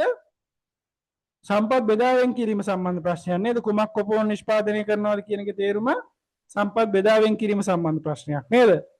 කාසනා නිෂ්පාදනය කරනවද කියන එක ආදායම් සම්බන්ධ ප්‍රශ්නයක් නේද? ආදායම් බෙදා හැරීම සම්බන්ධ ප්‍රශ්නයක්. ආදායම් බෙදියාම සම්බන්ධ ප්‍රශ්නයක්. කුමක් නිෂ්පාදනය කරනවද කියන එක සම්පත් බෙදාවෙන් කිරීම සම්බන්ධ ප්‍රශ්නයක්. කාසනා නිෂ්පාදනය කරනවද කියන එක ආදායම් බෙදා හැරීම සම්බෙදියාම සම්බන්ධ ප්‍රශ්නයක්. යන මූලික ආර්ථික ප්‍රශ්න අතර අන්‍යෝන්‍ය වශයෙන් එකිනෙකට බැඳී පවතී කියලා කියනවා. රයිට් මින් කුමක් අදහස් වේද කියලා අහනවා. රයිට් එහෙනම් අපි බලමු වෙනස් වෙනස්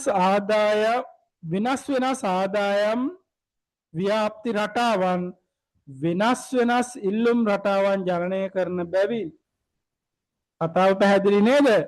වෙනස් ආදායම් රටාවන් විවිධ ආදායම් ලබන මිනිස්සුගේ විවිධ ඉල්ලුම් රටාවන් පවතින්නේ. විවිධ ආදායම් ලබන මිනිස්සු විවිධ ආකාරයට තමයි යාලා භාණ්ඩ ඉල්ලන්නේ. බැවින් ඒවාට අනුරූප වන ලෙස සම්පත් බෙදා වෙන් කිරීම අන්න සම්පත් බෙදා වෙන් කිරීම කියලා තියෙනවා. වෙනස් වෙනස් ආදායම් කියලා තියෙනවා. සම්පත් බෙදා වෙන් කිරීම රටාව වෙනස් වන බවයි. right ආදායම් බෙදියාම ආදායම් ව්‍යාප්ති රටාව වෙනස් වෙනකොට ඊට සාපේක්ෂව එයාලා ඉල්ලන භාණ්ඩය සඳහා තමා සම්පත් බෙදා වෙන් කිරීම සිද්ධ කරන්නේ. එහෙනම් වෙනස් වෙනස් ආදායම් රටාවන් පවතින වෙනස් වෙනස් ඉල්ලුම් රටාවන් ජනනය කරන බැවින් ඒවාට අනුරූප වන ලෙස සම්පත් බෙදා වෙන් කිරීමේ රටාවද වෙනස් වන බවයි. ඒක හරි පුතේ. ඒක දැනට හරි කියලා තියාගමු. මොකද මිනිසුන්ගේ ආදායම් රටාවන් වෙනස් වෙනකොට ඒ වෙනස් වෙන ආදායම් රටාවන්ට ගැලපෙන ආකාරයකට තමයි භාණ්ඩ නිෂ්පාදනය කරන්න ඕනේ. ඒ භාණ්ඩ නිෂ්පාදනය කරන්න අවශ්‍ය සම්පත් බෙදා වෙන් කරන්න ඕනේ ඒ විදිහටම තමයි. මොකද මිනිසුන්ගේ ආදායම් වෙනස් වෙනකොට එයාලා මිලදී ගන්න භාණ්ඩත් වෙනස් කරනවා. රයිට් අපි හිතමු දැන් අපි දවසකට හොයන්න රුපියල් 1000යි කියලා හිතමු. අපි කුලී වැඩක් කරන දවස් රුපියල් 1000යි හොයන්නේ. ඒතර අපි ගෙදර අර යන්නේ මොනවද? එක්ක හාල් කිලෝ එකක් නැත්නම් පරිප්පු 250ක් නැත්නම් සීනි 250ක් රයිට් නැත්නම් පාන් රාත්තලා කෝවනේ අරයි යන්නේ අපි. හැබැයි අපි මාසෙකට දවසක රුපියල් ලක්ෂයක විතර ආදායමක් හොයනවා නම් දවසකට රයිට් අපි හාල් පරිප්පු 250ක් ගෙදර යනවද? හාල් කිලෝ එකක් ගෙදර යනවද? පරිප්පු සීනි 250ක් ගෙදර යනවද? නෑ පුතා අපි කෙලින්ම කොහේ හරි තරුපහේ හෝටලයකට ගියා රයිට් කෑම ඕඩර් එකක් දැම්මා අන්න අපි කන්නේ හොඳ ලක්ෂරි කෑම නේද? අපේ ආදායම අපේ වෙනස් වෙනවා. අපේ ජීවන රටාවත් අපි භාණ්ඩ සඳහා කරන ඉල්ලුමත් වෙනස් වෙනවා. ඒතර අපේ ඉල්ලුම වෙනස් වෙනකොට නිෂ්පාදකයා මොකද කරන්නේ? මේ වෙනස් වෙන ඉල්ලුමට සාපේක්ෂව තමයි භාණ්ඩ නිෂ්පාදනය කරන්නේ. අපි ඔක ව්‍යාපාර අධ්‍යයනයේදී කියනවා අර පරිසරය විශ්ලේෂණය කිරීම කියලා අපි ව්‍යාපාර අධ්‍යයනයේදී ඉගෙන ගන්නවා. අන්න ඒකදී අපි බාහිර පරිසරයේ අවස්ථාවන් විදිහට අපි දෙයක් ඉගෙන ගන්නවා. රයිට් අන්න එතනදී අපි කියනවා සමාජයේ සිදුවන වෙනස් වීම වලට අනුව අපේ ව්‍යාපාරය ඒට අනුව හැඩ ගැහෙන්න ඕනේ කියලා. රයිට් ඔක ව්‍යාපාර අධ්‍යයනයේදී ඔක අපි කතා කරනවා ඇත්තටම ව්‍යාපාර පරිසරය කියන එක. ඒතොර ඒකටම සම්බන්ධයි මෙතන. පරිසරය වෙනස් වෙනවා නම් ඊට සාපේක්ෂව ව්‍යාපාර ආයතනත් වෙනස් වෙන්න ඕනේ. මිනිසුන්ගේ ආදායම් රටාවන් වෙනස් වෙනකොට මිනිසුන්ගේ ඉල්ලුම් රටාවත් වෙනස් වෙනවා. ඒ වෙනස් වෙන ඉල්ලුම් රටාවට ගැලපෙන විදිහට ආයතන විසින් භාණ්ඩත් නිෂ්පාදනය කරන්න. එන උත්තරේ වෙන්න ඕනේ එක. අපි ඉස්සරහට ගිහින් කතා කරගෙන යම් බලන්න අනිත් ඒවා වෙනස් වෙනස් නිෂ්පාදන ශිල්පීය ක්‍රම. ශිල්පීය ක්‍රම ගන්න බෑනේ පුතා. ශිල්පීය ක්‍රම කියලා කියන්නේ කෙසේ නිෂ්පාදනය කරනවද කියන එක. එතකොට මෙතන කෙසේ නිෂ්පාදනය කරනවද කියන කතාවක් නෑ. මෙතන තියෙන කුමක් නිෂ්පාදනය කරනවද හා කා සඳහා නිෂ්පාදනය කරනවද. එහෙනම් මේක තියෙන නිසා මේක ගන්න බෑ. සමාජයේ ආර්ථික වශයෙන් ප්‍රබල කණ්ඩායම් වෙත ආදායම හා ධනය සංකේන්ද්‍රණය වී ඇති බැවින්න. ඒක හරි. හැබැයි එතන තියෙන්නේ කා සඳහා නිෂ්පාදනය කරනවද කියලා විතරයි. කෙසේ කුමක් නිෂ්පාදනය කරනවද කියලා මේක ඇතුලේ මොකුත් විස්තරයක් තියනවද? මේක ඇතුලේ මොකුත් විස්තරයක් නැහැ. මේක ඇතුලේ කෙලින්ම කතා කරන්නේ ආදායම ගැන විතරයි. ආදායම හා ධනය ගැන විතරයි. එහෙනම් ඒකත් නෙමෙයි. මොකද මේ දෙකම කතා කරන්න එපා. කියනවනේ අන්නෝන්‍ය වශයෙන් එකිනෙකට බැඳී පවතී කියලා. සම්පත් කාර්යක්ෂම ලෙස බෙදා වෙන් කිරීමේලා වෙළඳපොළ මත විශ්වාසය තැබිය නොහැකි බැවින්. එහෙම දෙයක් මම කතා කරලා නැහැ නේද ඔයාලට? එහෙම දෙයක් කතා කරේ නැහැ. කිසියම් නිශ්චිත නිමවුම් මට්ටමක් යෙදවුම් වල විවිධ සංයෝජන ඔස්සේ නිෂ්පාදනය කළ එහෙම දෙයක් කතා කරාද? එහෙම දෙයක් කතා කරලා නැහැ නේද? රයිට්? එහෙම දෙයක් අපි කතා කරේ නැහැ. එහෙනම් උත්තරේ තියෙන ලස්සනටම උත්තරය 1. රයිට්? ප්‍රශ්නේ හොඳට කියවුවා නම් මේක තේරෙනවා. කුමක් නිෂ්පාදනය කරනවද හා කා සඳහා නිෂ්පාදනය කරනවද? ඒතර මේ ප්‍රශ්න දෙකම මේ ඇතුලේ කතා කරන්න ඕනේ. කා සඳහා නිෂ්පාදනය කරනවද කියන එක ආදායම මත තීරණය වෙනවා. කුමක් නිෂ්පාදනය කරනවද කියන එක සම්පත් බෙදා වෙන් කිරීම සම්බන්ධයෙන් වෙනවා. රයිට්? මේ වචන දෙක මේකේ තියෙනවනේ පුතා මේ. ආදායම වෙනස් වීම හා සම්පත් බෙදා වෙන් කිරීම කියන කාරණා දෙකම මේ පළවෙනි ප්‍රශ්නේ තියෙනවා. රයිට්? හරි. උත්තර දීපුවා නොදීපුවා කිසි ගැටලුවක් නැහැ පුතා. තේරුම් ගත්තා නම් මට ඇති. right. හරි නේද? ඕවා චූටි දේවල්. ඕවා ඉස්සරහට නිකම්ම ඔලුවට යනවා පුතා. right? ඊට ලොකු කරුණු ඉගෙන ගන්නකොට ඔය වගේ දේවල් සිම්පල්. right. අපි චුට්ටක් යන් ආයෙකත් ඉවර කරගන්න try එකක් දෙමු ඈ. right. අපේ ඊළඟ අනුමාත්‍රිකාව තමයි පුතා මූලික ආර්ථික ප්‍රශ්න විසඳා ගැනීම සඳහා සංවිධානය වන ආකාරයේ විශ්ලේෂණය කරයි කියන්නේ. right? එතකොට මූලික ආර්ථික ප්‍රශ්න තුනක් තියෙනවා. කුමක් කොපමණ නිෂ්පාදනය කරනවද, කෙසේ නිෂ්පාදනය කරනවද, කා සඳහා නිෂ්පාදනය කරනවද කියන. මෙන්න මේ මූලික ආර්ථික ප්‍රශ්න තුන විසඳා ගන්න හැම සමාජයක්ම මොකක් හරි ක්‍රමවේදයක් පාවිච්චි කරනවා. ඕනෑම සමාජයක් මොකක් හරි ක්‍රමවේදයක් පාවිච්චි කරනවා. ඒ සඳහා ඒ සමාජයේ ඉන්න මිනිස්සු එකට එකතු වෙලා වැඩ කරනවා. මෙන්න මේ කුමක් කොපමණ කෙසේ කා සඳහා නිෂ්පාදනය කරනවද කියන මූලික ආර්ථික ප්‍රශ්න විසඳ ගන්න ඒ සමාජයේ ජීවත් වෙන මිනිස්සු එකට එකතු වෙලා සංවිධාන හදා ගන්නවා. මෙන්න මෙහෙම හදාගන්න සංවිධාන වලට අපි කියනවා ආර්ථික පද්ධති කියලා. මොකද්ද? ආර්ථිකයක තියෙන මූලික ආර්ථික ප්‍රශ්න විසඳා ගන්න ඒ සමාජයේ ජීවත් වෙන මිනිස්සු එකට එකතු වෙලා හදාගන්න සංවිධාන වලට අපි කියනවා ආර්ථික පද්ධති කියලා. මේ ආර්ථික පද්ධති වල මූලික ලක්ෂණ කතා කරනවා අපි ඉස්සරහට. මෙන්න මේ ආර්ථික පද්ධතිය විසින් මේ මූලික ආර්ථික ප්‍රශ්න විසඳාගන්නේ කොහොමද කියන එකත් අපි මෙතනදී කතා කරගෙන යනවා. right? මූලික ආර්ථික පද්ධතියක් කියන්නේ මොකක්ද කියලා කතා කරනවා. ආර්ථික පද්ධතියේ මූලික ලක්ෂණ මොනවද කියලා කතා කරනවා. ආර්ථික පද්ධතියක් විසින් කොහොමද මේ මූලික ආර්ථික ප්‍රශ්න තුන විසඳගන්නේ කොහොමද කියලාත් අපි මෙතනදී කතා කරගෙන යනවා. right අපි බලමු පුතා. මේවා චූටි මාතෘකාවක්. අපි දන්නේම නැතුව අපේ පාඩමෙන් පළවෙනි පාඩමෙන් භාගයක් ඉවරයි නේද? 35ක් පිටු ඉවරයි නේද? 74න් 35ක් පිටු ඉවරයි. අපි දන්නේම නැතුව අපේ පාඩම පළවෙනි පාඩම ඉවර වෙගෙන යන්නේ. right. ආර්ථික පද්ධතියක් නැත්නම් ආර්ථික සංවිධානයක් කියන්නේ මොකක්ද කියලා අපි කතා කරමු ඈ. right. මූලික ආර්ථික ප්‍රශ්න විසඳා ගැනීම සඳහා සමාජයක් තුළ ජීවත් වන මිනිසුන් විසින් නිර්මාණය කරගනු ලැබ ඇති යාන්ත්‍රණය හෙවත් ආයතනික වැඩපිළිවෙල ආර්ථික පද්ධතියක් හෙවත් ආර්ථික සංවිධානයක් ලෙස හැඳින්වේ කියලා කියනවා. මොකද්ද? මූලික ආර්ථික ප්‍රශ්න වෙන කුමක් කොපමණ කෙසේ කා සඳහා නිෂ්පාදනය කරනවද කියන මෙන්න මේ මූලික ආර්ථික ප්‍රශ්න තුන විසඳා ගැනීම සඳහා සමාජයක් තුළ ජීවත් වන මිනිස්සු විසින් නිර්මාණය කරගනු ලබන යාන්ත්‍රණයක් නැත්නම් ක්‍රමවේදයක් නැත්නම් වැඩපිළිවෙලක් අපේ ආර්ථික පද්ධතියක් නැත්නම් ආර්ථික සංවිධානයක් විදිහට කතා කරනවා. right? ඕක මතක තියාගන්න. මොකද්ද ආර්ථික පද්ධතියක් නැත්නම් ආර්ථික සංවිධානයක් කියලා කියන්නේ? මූලික ආර්ථික ප්‍රශ්න විසඳා ගැනීම සඳහා එම සමාජය තුළ ජීවත් වන මිනිසුන් විසින් නිර්මාණය කරගෙන තියෙන යාන්ත්‍රණයක් හෙවත් වැඩපිළිවෙලක් ආර්ථික පද්ධතියක් නැත්නම් ආර්ථික සංවිධානයක් කියලා අපි කතා කරන චූටි නිර්වචනයක්. ඒ ලොකු දේවල් නෑ. ආර්ථික පද්ධතියකදී මිනිසා විසින් සකසා ගන්නා නීති මාලාවකට අනුව එහි ඇති ආයතන සමූහයක් ක්‍රියාත්මක වේ කියලා කියනවා. එම ආයතන මිනිසුන්ගෙන් සමන්විත සජීවී ඒකකයක් වන අතර ඒ නිසාම එහි ක්‍රියාකාරීත්වයද සක්‍රිය වූවකි. මොකද්ද කියන්නේ? මෙන්න මේ සංවිධානයක ඉන්නේ කවුද? සජීවී මිනිස්සු. ඒවා මිනිස්සු කියන්නේ අපි සජීවී ඒකක කියලා කියනවා.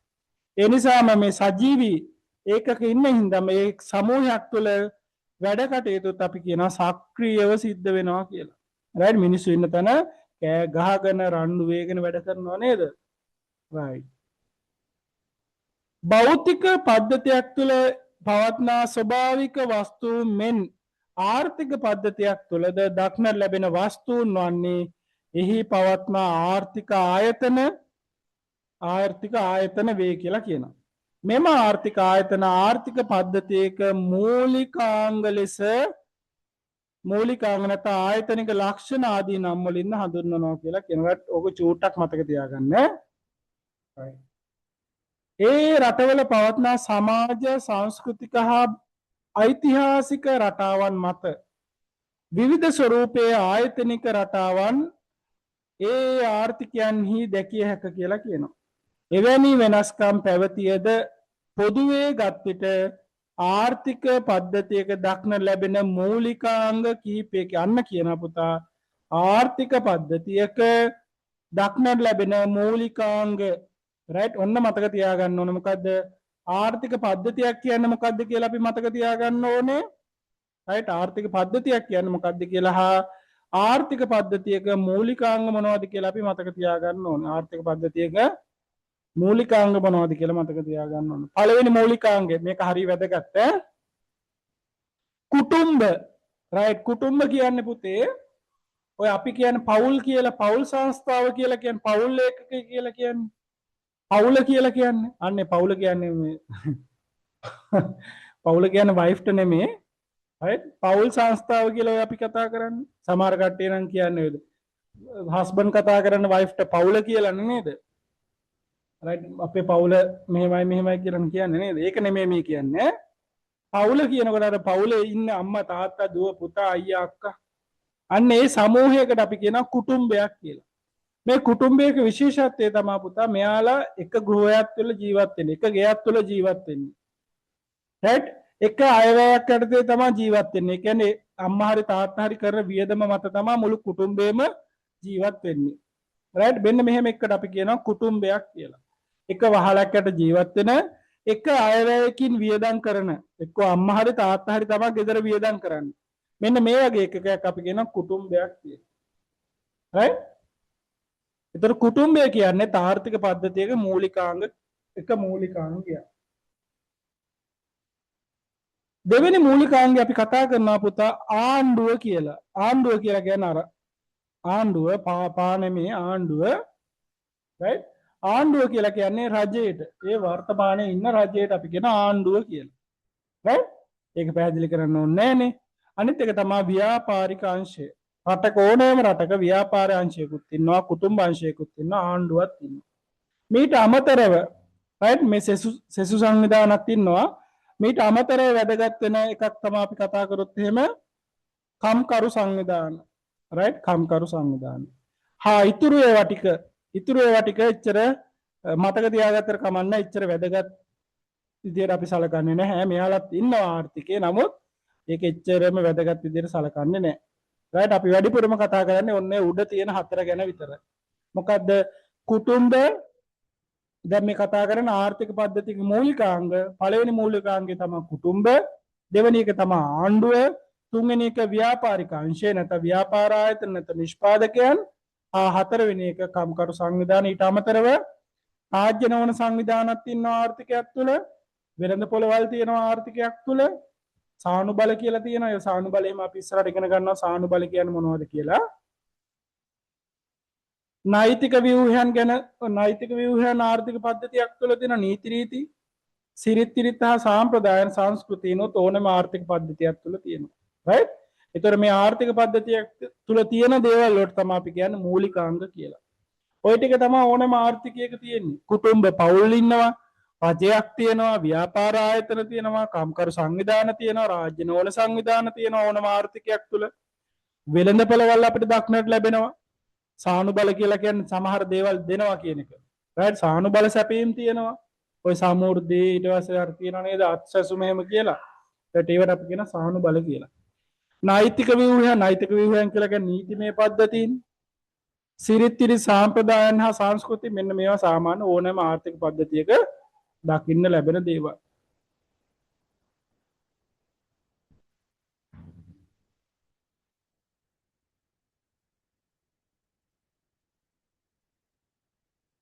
right මෙන්න මේකට උත්තරයක් දෙන්න බලන්න. ඔය 2015ට උත්තරයක් දෙන්න බලන්න.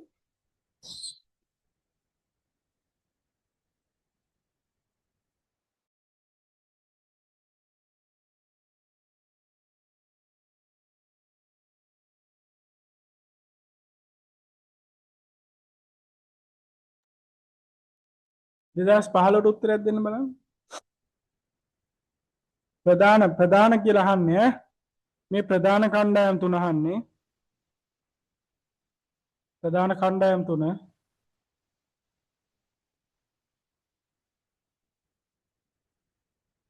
බලන්න පුතා කොච්චර ලේසිද කියලා මේ ප්‍රශ්න නේද ඇත්තට මේ වගේ දේවල් ඒ ලෙවල් වලට එන්නේ කියලා හිතනවා ඇති ඔයාලට. මේ ප්‍රධාන කණ්ඩායම් තුන. right? මම රතු පාටින් දාලා තියෙන්නේ. මෙලා මෙතන ඇති ලස්සනට ප්‍රධාන කණ්ඩායම් තුන. කුටුම්බ ව්‍යාපාර ආයතන රජය නේද? ලස්සනයි. ලස්සනයි. right very good thank you පුතාලා.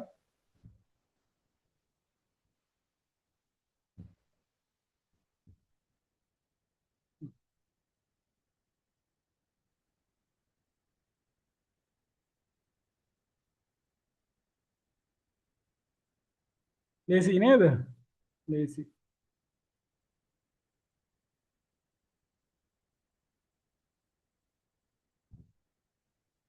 right අපි ඊටු ටිකක් කතා කරගෙන යන්නේ. එතකොට අපි අද මේ ටික ලොකු දෙයක් මේ ටික කරගත්ත එක. right අපිට තව ඉතුරු වෙන්නේ දැන් අපි මේ යන්නේ 7 වෙනි එකනේ. 6 වෙනි එකනේ. ඒතර 7 තියෙනවා අපිට. 7 වෙනි මාතෘකාව තියෙනවා. ඊට පස්සේ 7 ටිකක් දිගයි. ඊට පස්සේ අපිට තියෙනවා ඔය බලන්න 7 දිග බලන්නකො මේ. right 7 යනවා දවස් දෙකක් විතර කරන්න. ඔය බලන්න 7 දිග. ඊට පස්සේ 8 වෙනි එක තියෙනවා. 8 වෙනි එක නම් එච්චර ප්‍රශ්න මං හිතන්නේ මේකේ නෑ 8 වෙනි එක එච්චර. ප්‍රශ්න තියෙනවා මේකේ දාලා නෑ මං හිතන්නේ. ඊට පස්සේ 9 වෙනි එක තියෙනවා 9න් ඉවරයි. right 9 ඊට පස්සේ 9න් අපි ඉවර කරගෙන 10 මේ 9 මොනවද මේ පාස් පේපර්ස් ටික කරගෙන ඉවර කරගන්න පුළුවන්. right ඔය තියෙන අපිට ගොඩක් දේවල් තියෙනවා මේ පාස් පේපර්ස් මේ බලන්න පාස් පේපර්ස් කොට. right ඒතර අපි යන්නේ 7 දැන් මේ අපි යන්නේ 6 ඉවර කරලා 7 8 නම් පොඩි එකක් තිබ්බේ නේද? 8 පොඩි මාතෘකාවක් තිබ්බේ. චුට්ටක් බලමු 8.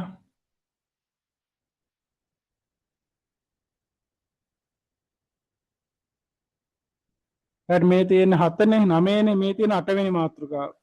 පිටුවයි 2යි 3යි. පිටු 3යි තියෙන 8 වෙනි එක ලේසි. right ඊට පස්සේ 7 වෙනි එක තමයි ටිකක් දිගට තියෙන්නේ මේ 7නේ.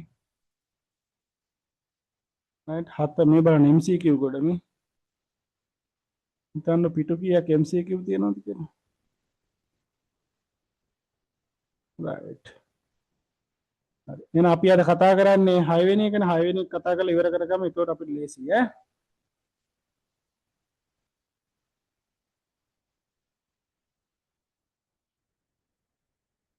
right පුතේ මට විනාඩියක් දෙන්න. විනාඩි දෙකක් දෙන්න.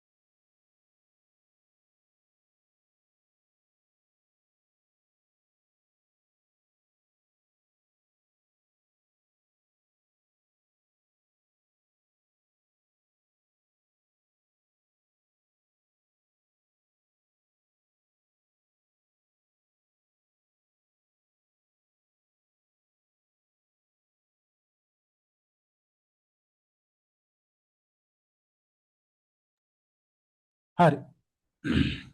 අපි එකිනෙක කතා කරන යම් පුතා මූලිකාංග. මෙම මූලිකාංග අතරින් ආර්ථික පද්ධතියක තීරණ ගැනීම හා සම්බන්ධ වන සුවිශේෂී පාර්ශවයන් වන්නේ අන්න කියන පුතා. සුවිශේෂී පාර්ශවයන් වන්නේ කුටුම්බ, ආණ්ඩුව, ව්‍යාපාරාංශය, කම්කරු සංවිධාන හා රාජ්‍ය නොවන සංවිධානයි කියලා කියනවා. මේකේ වැදගත්ම කොටස තමයි මෙන්න මේ තුන් දෙනා. right මෙන්න මේ තුන් දෙනා. කුටුම්බ, ව්‍යාපාරාංශය හා රාජ්‍ය අංශය. right අපි ඉස්සරම බලමු කුටුම්බාංශය කියන්නේ මොකක්ද කියලා. කුටුම්බයක් කියන්නේ මොකක්ද කියලා බලමු ඈ. කුටුම්බයක් කියන්නේ කුරුම්බැට්ටියක් නෙමෙයි ඈ. right කුටුම්බ. ආර්ථික පද්ධතියක ඇති වැදගත්ම ආයතනික ලක්ෂණය වන්නේ කුටුම්බය. එකම අයවැයකින් එකම ගෘහයක් තුල අන්න කියනවා එකම අයවැයකින් එකම ගෘහයක් තුල ගෘහයක් කියන්නේ ගෙයක් තුල එකම වහලක් කියන අදහස එකම ගෘහයක් තුල එකට වාසය කරන පිරිසක් එකට වාසය කරන පිරිසක් කුටුම්බ ලෙස හඳුන්වයි. එහෙනම් ඔයාලා ගෙදර ගත්තොත් ඔයාලා ගෙදරත් කුටුම්බයක් right අයියේ එකම අයවැයක් තියෙන. ඒ කියන්නේ මුළු ගෙදරම වියදම් එක්ක අම්මා හරි තාත්තා හරි නැත්නම් දෙන්නම එකතු වෙලා හරි කරන්නේ. right එතකොට එකට තමයි ජීවත් වෙන්නේ එකට තමයි ආහාර ගන්නෙ. right ඒකට අපි කියනවා කුටුම්බයක් කියලා. විවිධ සමාජවල සිටින කුටුම්බ එක්කෝ න්‍යෂ්ටික පවුලක්. න්‍යෂ්ටික පවුලක් කියන්නේ අර චූටි අම්මයි තාත්තයි දුවයි පුතයි නැත්නම් පුතයි දුවයි. right ඒ වගේ චූටි පවුලක් ගන්නකො. අන්නේ චූටි පවුලකට තමයි අපි කියන්නේ න්‍යෂ්ටික පවුලක් කියලා. right න්‍යෂ්ටික බෝම්බයක් නෙමෙයි න්‍යෂ්ටික පවුලක්. න්‍යෂ්ටික කියලා කියන්නේ චූටි කියන එකනේ. ඒතකොට අම්මයි තාත්තයි ඉන්නවා එක්ක දුවයි පුතයි නැත්නම් පුතයි පුතයි නැත්නම් දුවයි දුවයි ඉන්නවා. right ඔය වගේ පවුලකට අපි කියන න්‍යෂ්ටික පවුලක්. එසේ නැතහොත් විස්තෘත පවුලක් කියලා කියන පුතා කියව ගන්නත් බෑ.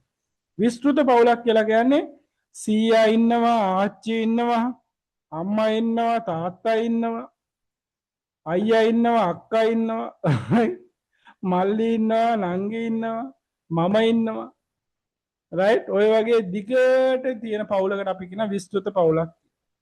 සීයා ආච්චිත් ඉන්නවා right ඒවට අපි කියනවා විස්තෘත කුටුම්බ කියලා. කුටුම්බයන් එක් අතකින් ශ්‍රම සැපයුම් කරුවන අතර නිෂ්පාදනය කරන ලබන බොහෝ භාණ්ඩ හා සේවාවන් සඳහා පාරිභෝගිකයා වන්නේද කුටුම්බයි. ඇත්තරම පුතා අපි මොකද කරන්නේ? අපි උදේට යනවා හවසට එනවා ජොබ් එකක් කරනවා නේද? උදේට ගිහින් හවසට එන ජොබ් එකක් කරනවා. ඒකද රයිට් ජොබ් එකක් කරනකොට අපි කියන ශ්‍රමයේ සපයනවා කියලා. අපි ජොබ් එක කරලා අපිට මාසෙට පඩියක් හම්බ වෙනවා. ඒ හම්බ වෙන පඩියෙන් මාසෙට අවශ්‍ය බඩු ටික ගේනවා. ඕකනේ පුතා අපේ ජීවන රටාව නේද? අපි නෙමෙයි ඔයාලගේ අම්මලා තාත්තා උදේ පාන්දර නැගිටලා වැඩට යනවා. හවස රෑ වෙලා ගෙදර එනවා. ආපහු පහවදා යනවා. ආපහු පහවදා රැයට එනවා. රයිට් ඔහොම සතියේම දවස් 6ක් සමහර කට්ටිය දවස් 6ක් වැඩට යනවා. සමහර අය දවස් 5ක් යනවා. සමහර අය සතියෙම යනවා. දවස් 7ම යනවා. රයිට් ඔහොම මාසේ අවසානයේ පඩියක් හම්බ වෙනවා. පඩියෙන් කඩේට වෙච්ච ණය ටික ගෙවනවා. රයිට් ඕක නේද කරන්නේ අපි? කඩේට වෙච්ච අහල පහල වෙච්ච ණය ටික ගෙවනවා. ඊට පස්සේ ලයිට් බිලයි වතුර බිලයි ටෙලිෆෝන් බිලයි ඒ ටික ගෙවනවා. ඔන්න ගෙවලා ගෙදරට බඩු ටික ගන්න දාපුවාම අතේ සතේ නැහැ. ආපහු මාසෙම වැඩට යනවා. ඔන්න මාසේ අවසානයේ ආපහු පඩිය හම්බ වෙනවා. වෙච්ච ණය තුරුස් ටික ගෙවනවා. බඩු ටික ගෙදරට ගෙනවා. ආපහු අතේ සතේ නැහැ. නේද? ඕක නේ ජීවන රටාව අපේ. සාමාන්‍ය කුටුම්බයක ජීවන රටාව ඕක තමයි පුතා. ජොබ් එකක් කරනවා. ශ්‍රමයේ සපයන කුටුම්බයක ජීවන රටාව ඕක තමයි. හැබැයි ඉතින් ජොබ් එකක් කරන්නේ නැතුව බිස්නස් එකක් කරන පවුලුත් තියෙනවා ඈ කුටුම්බත් තියෙනවා. රයිට් එයාලගේ ජීවන තත්ත්වය සාමාන්‍ය ශ්‍රමයේ සපයන කුටුම්බ වල ජීවන තත්ත්වයට වඩා වෙනස් ඈ. රයිට් සමහරට එයාලා හොඳට කාලා බීලා ඉන්නවා වෙන්න පුළුවන්. රයිට් તો ජොබ් එකක් කියන්නේ පුතා මේ වර්තමානයේ නම් එච්චර ගැලපෙන්නේ නැහැ. ජීවත් වෙන්න හරි අමාරුයි ජොබ් එකක් කරලා. ඔයාලටත් අත්දැකීම් ඇති ඔයාලගේ ගෙවල් වල පසුබිමත් එක්ක. රයිට් ජොබ් එකක් කරපුවම හරි අමාරුයි ජීවත් වෙන්න මාසෙ වියදමවත් මාසය අවසානට සමහරට බයිසිකලෙට තෙල් ටිකක් ගහ ගන්නවා සල්ලි නැති වෙන අවස්ථා තියෙනවා. right හැබැයි ඉතින් බිස්නස් එකක් කරන කෙනෙකුට එහෙම නැහැ හැමදාම අතේ සල්ලි. right හැමදාම බිස්නස් එකක් කියවම මේක මොකද්ද කියන එක ඔයාලා තීරණය කරගන්න ඕනේ. ඒක මට කියන්න බෑ. එසේම නිෂ්පාදන ආයතන නිෂ්පාදන සාධක පිළිබඳ අයිතියද කුටුම්බ සතුවේ කියලා කියනවා. right එහෙනම් ඒකත් මතක තියාගන්න නිෂ්පාදන සාධක වල අයිතියත් කුටුම්බ සතු වෙනවා. ආර්ථික පද්ධතියක කුටුම්බ විසින් ඉටු කරන ලබන වැදගත් කාර්යභාරයන් පවතී. අන්න ඒක පොඩ්ඩක් ඔළුවේ දාගන්න ඕනේ. කුටුම්බ විසින් ගනු ලබන ආර්ථික තීරණ ලෙසින් සැලකෙන්නේද කුටුම්බයන්ගේ එම කාර්යභාරය. එම කාර්යභාරය පහත දැක්වේ. එනම් කුටුම්බයක ආර්ථික පද්ධතියක කුටුම්බයක කාර්යභාරය මොකක්ද කියලා ඔයාලා අහුවොත් එහෙම ඔයාලා ලියන්න පුළුවන්කම තියෙනවා. ආර්ථික පද්ධතියක කුටුම්බ විසින් ඉටු කර ලබන වැදගත් කාර්යභාරය. පළවෙනි එක සාධක සේවා සැපීම පිළිබඳ තීරණ ගැනීම. කුටුම්බවල කාර්යභාරය තමා සාධක සේවා සැපීම පිළිබඳ තීරණ ගැනීම. අනිත් එක තමා භාණ්ඩ හා සේවාවන් මිලදී ගැනීම පිළිබඳ තීරණ ගැනීම. අන්න රයිට්. මොකද්ද කියන්නේ? පළවෙනි සාධකයේ පළවෙනි වැදගත්කම කියනවා කුටුම්බවල ආර්ථික පද්ධතියක් තුළ සාධක සැපීම පිළිබඳ තීරණ ගැනීම. දෙවෙනි එක භාණ්ඩ හා සේවාවන් මිලදී ගැනීම සම්බන්ධ තීරණ ගැනීම. තුන්වෙනි එක තමා ආදායමෙන් කොපමණ ප්‍රමාණයක් පාරිභෝජනය කරන්නේද කොපමණ ප්‍රමාණයක් ඉතිරි කරන්නේද යන්න තීරණය කිරීම. රයිට්. ඔය දෙක තමයි ඔය තුන තමයි අපි සාමාන්‍යයෙන් කුටුම්බයක් වෙච්ච අපි සාමාන්‍යයෙන් කරන දේ. මාසෙට හම්බෙන මාසෙට කොහොමද පඩිය ගාණක් හොයාගන්නේ නැත්නම් ආදායමක් හොයාගන්නේ කොහොමද කියලා තීරණය කරනවා. ඊට පස්සේ ආදායමක් හම්බුනාට පස්සේ ඒකට අදාළව භාණ්ඩ හා භාණ්ඩ ටික ගෙදරට ගෙනලා දානවා. ඊට පස්සේ අපි බලනවා භාණ්ඩ ගෙනාවට පස්සේ කීයක් හරි ඉතුරුනොත් එහෙම ඒක ඉතුරු කරන්නේ කොහොමද කියලා අපි තීරණය කරනවා. ඕකනේ පුතා සාමාන්‍ය අපේ ගෙවල් වල ක්‍රමේ නේද? අම්මා තාත්තා වැඩට යනවා, සේවා සපයනවා, සාධක සේවා සපයනවා. ඊට පස්සේ මාසය අවසාන පඩිය හම්බුනාම බඩු මුට්ටු ටිකක් ගේනවා. ඊට පස්සේ ඒ ගේන ආදාය ගෙනල්ලා ඉතුරුනොත් කීයක් හරි ආදායමේ පඩියෙන් ඒක ඉතුරු කරනවා. නේද? ඔය තුන තමයි ආර්ථික පද්ධතිය තුළ කුටුම්බයක කාර්යභාරය කියලා කියන්නේ. මොකද්ද? සාධක සේවා සැපීම පිළිබඳ තීරණ ගැනීම, භාණ්ඩ හා සේවා මිලදී ගැනීම පිළිබඳ තීරණ ගැනීම, අවසාන එක තමයි ආදායමෙන් කොපමණ ප්‍රමාණයක් පාරිභෝජනය කරන්නේද, කොපමණ ප්‍රමාණයක් ඉතිරි කරන්නේද යන්න තීරණ ගැනීම. රයිට්. ඔය තීරණ තුන චුට්ටක් මතක තියාගන්න ආර්ථික පද්ධතියක කුටුම්බයක කාර්යභාරය විදිහට. රයිට්. ඊළඟට අපි කතා කරන ආණ්ඩුව. රයිට්. ආණ්ඩුව. සෑම රටකම කුමන හෝ ස්වරූපයක ආණ්ඩුවක් පවතින අතර එය සතුව විශාල කාර්යභාරයක් පවතී කියලා කියනවා. රයිට්. ඕනෑම ආර්ථිකයක් තුල ආණ්ඩුවක් තියෙනවා, රජයක් තියෙනවා. මේ රජයේ මොනවද කාර්යභාරය කියලා අපි කතා බලමු. රයිට්.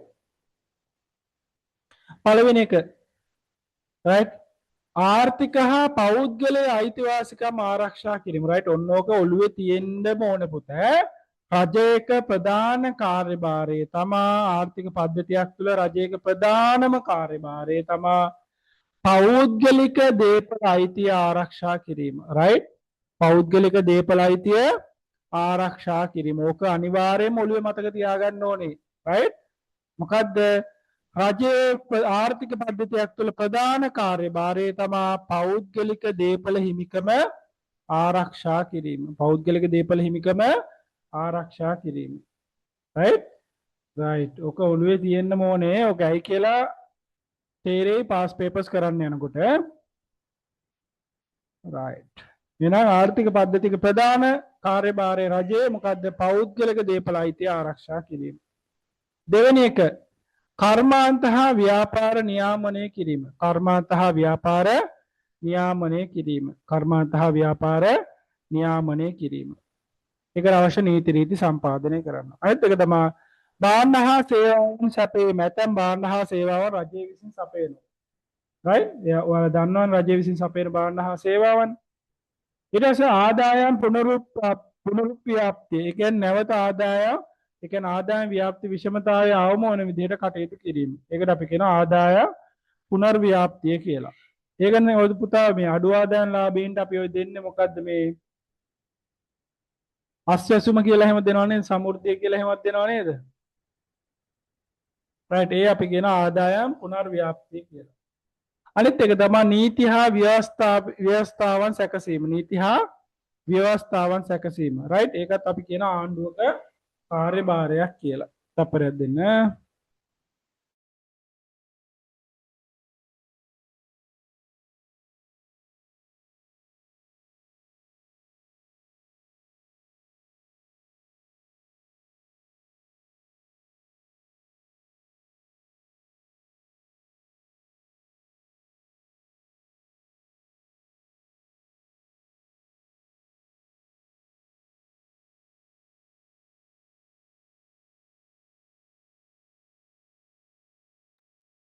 රයිට්. ඔය ටික මතක තියාගන්න ඕන පුතේ අනිවාර්යෙන්ම.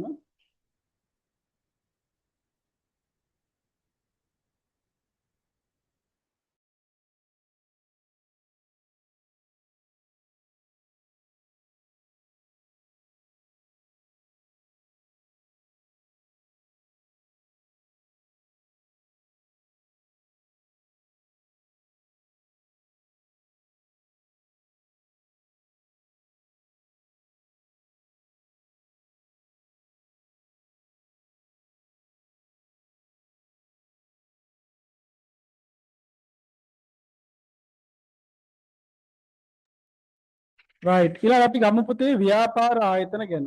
රයිට්. ඊළඟ මූලිකාංගයේ ආර්ථික පද්ධතියක ව්‍යාපාර ආයතන. ආර්ථිකයක විවිධ ස්වරූපයේ ව්‍යාපාර ආයතන පවතී. නිදසුනක් පෞද්ගලික ආයතන, සමූපකාර, රාජ්‍ය ආයතන වේක අපේ වෙනම් පාඩමක් තියෙනවා.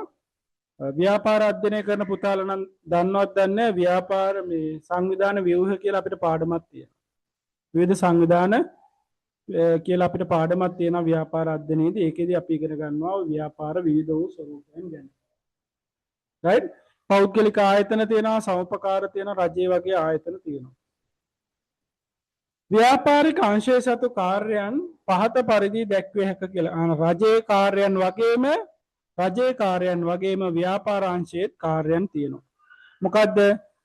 පෞද්ගල අර කුටුම්බාංශයේ කාර්යයක් තමයි සාධක සේවා සැපයීම පිළිබඳ තීරණ ගැනීම. ඒතර කුටුම්බාංශය කරනවා සාධක සේවා සපයන එක. ව්‍යාපාරාංශය කරනවා සාධක සේවා මිලදී ගැනීම. ව්‍යාපාරාංශය කරනවා සාධක සේවා මිලදී ගැනීම. රයිට්? කුටුම්බාංශයේ සාධක සේවා සපයනවා, රාජ්‍ය මේ ව්‍යාපාරාංශයේ සාධක සේවා මිලදී ගන්නවා. ඊට පස්සේ කුමක් කොපමණ කෙසේ කා සඳහා නිපදවනවද යන්න පිළිබඳ තීරණ ගැනීම ව්‍යාපාරාංශය විසින් කරන්නේ. අනිත් එක තමයි මෙයාලා ඊට පස්සේ කුටුම්බාංශයේ භාණ්ඩ හා සේවාවන් මිලදී ගැනීම සම්බන්ධ තීරණ කරනවා. ව්‍යාපාරාංශයේ භාණ්ඩ හා සේවාවන් නිෂ්පාදනය කරනවා. නිෂ්පාදනය කරලා යාලා භාණ්ඩ හා සේවාවන් සාධාරණ මිලකට අලෙවි කිරීම කරනවා. එහෙනම් මෙන්න මේ කාරණා හතර අපිට කියන්න පුළුවන් ව්‍යාපාරාංශයක කාර්යභාරය කියලා. පළවෙනි එක මොකක්ද? නිෂ්පාදන සම්පත් මිලදී ගැනීම. කුමක් දෙවෙනි එක කුමක් කොපමණ කෙසේ කා සඳහා නිෂ්පාදනය කරන්නේද යන තීරණය කිරීම.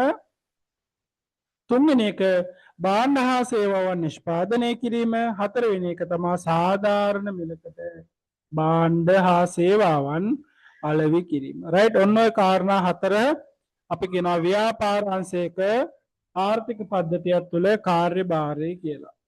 රයිට්? අපි දන්නේම නැතුව නෝට් එක ගොඩ ගහනවා පුතා. ගොඩ ගහ ගන්න එපා. එදිනෙදා දැන ටික එදිනෙන පාඩම් කරගන්න. රයිට්? ඊළඟ ආර්ථික පද්ධතියක මූලිකාංග විදිහට අපිට ගන්න පුළුවන් කම්කරු සංවිධාන. රයිට්? ශ්‍රමිකයන් විසින් ගොඩනගා ගන්න ලබන කම්කරු සංවිධානවල කාර්යභාරය කීපයක් පහත දැක්වේ කියලා කියනවා. මේවා එච්චර පාඩම් කරන්න ඕනේ නැහැ. නිකන් කියවගෙන ගියා නම් ඇති ඈ. එකක් තමයි සේවක අයිතිවාසිකම් ආරක්ෂා කිරීම සඳහා කටයුතු කිරීම. අනිත් එක සේවා නියුක්තිය, නිෂ්පාදන තාක්ෂණය හා වැටුප් මට්ටම් කෙරෙහි බලපෑම් ඇති කිරීම. වෘත්තීය සමිති සාමාන්‍යයෙන් කරන්නේ මොකද්ද? සේවක අයිතිවාසිකම් ආරක්ෂා කරගන්න අවශ්‍ය වෘත්තීය ක්‍රියාමාර්ග ගන්නවා.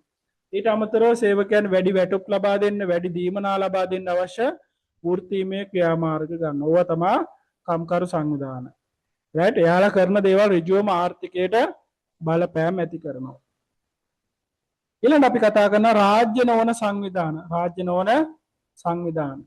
නූතන ආර්ථිකයෙහි වර්ධනය වෙමින් පවතින රාජ්‍ය නොවන සංවිධාන සතු කාර්යභාර රැසක් පවතී. රයිට්? වර්තමානයේ පුතා රජයකට වඩා වැඩි බලයක් රාජ්‍ය නොවන සංවිධාන වලට තියෙනවා.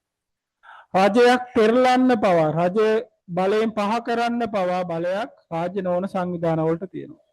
රයිට්? උදාහරණයක් ගත්තොත් අපි අර කලින් අර ආර්ථික අර්බුදයට පස්සේ අර එවක තිබ්බ ආණ්ඩුව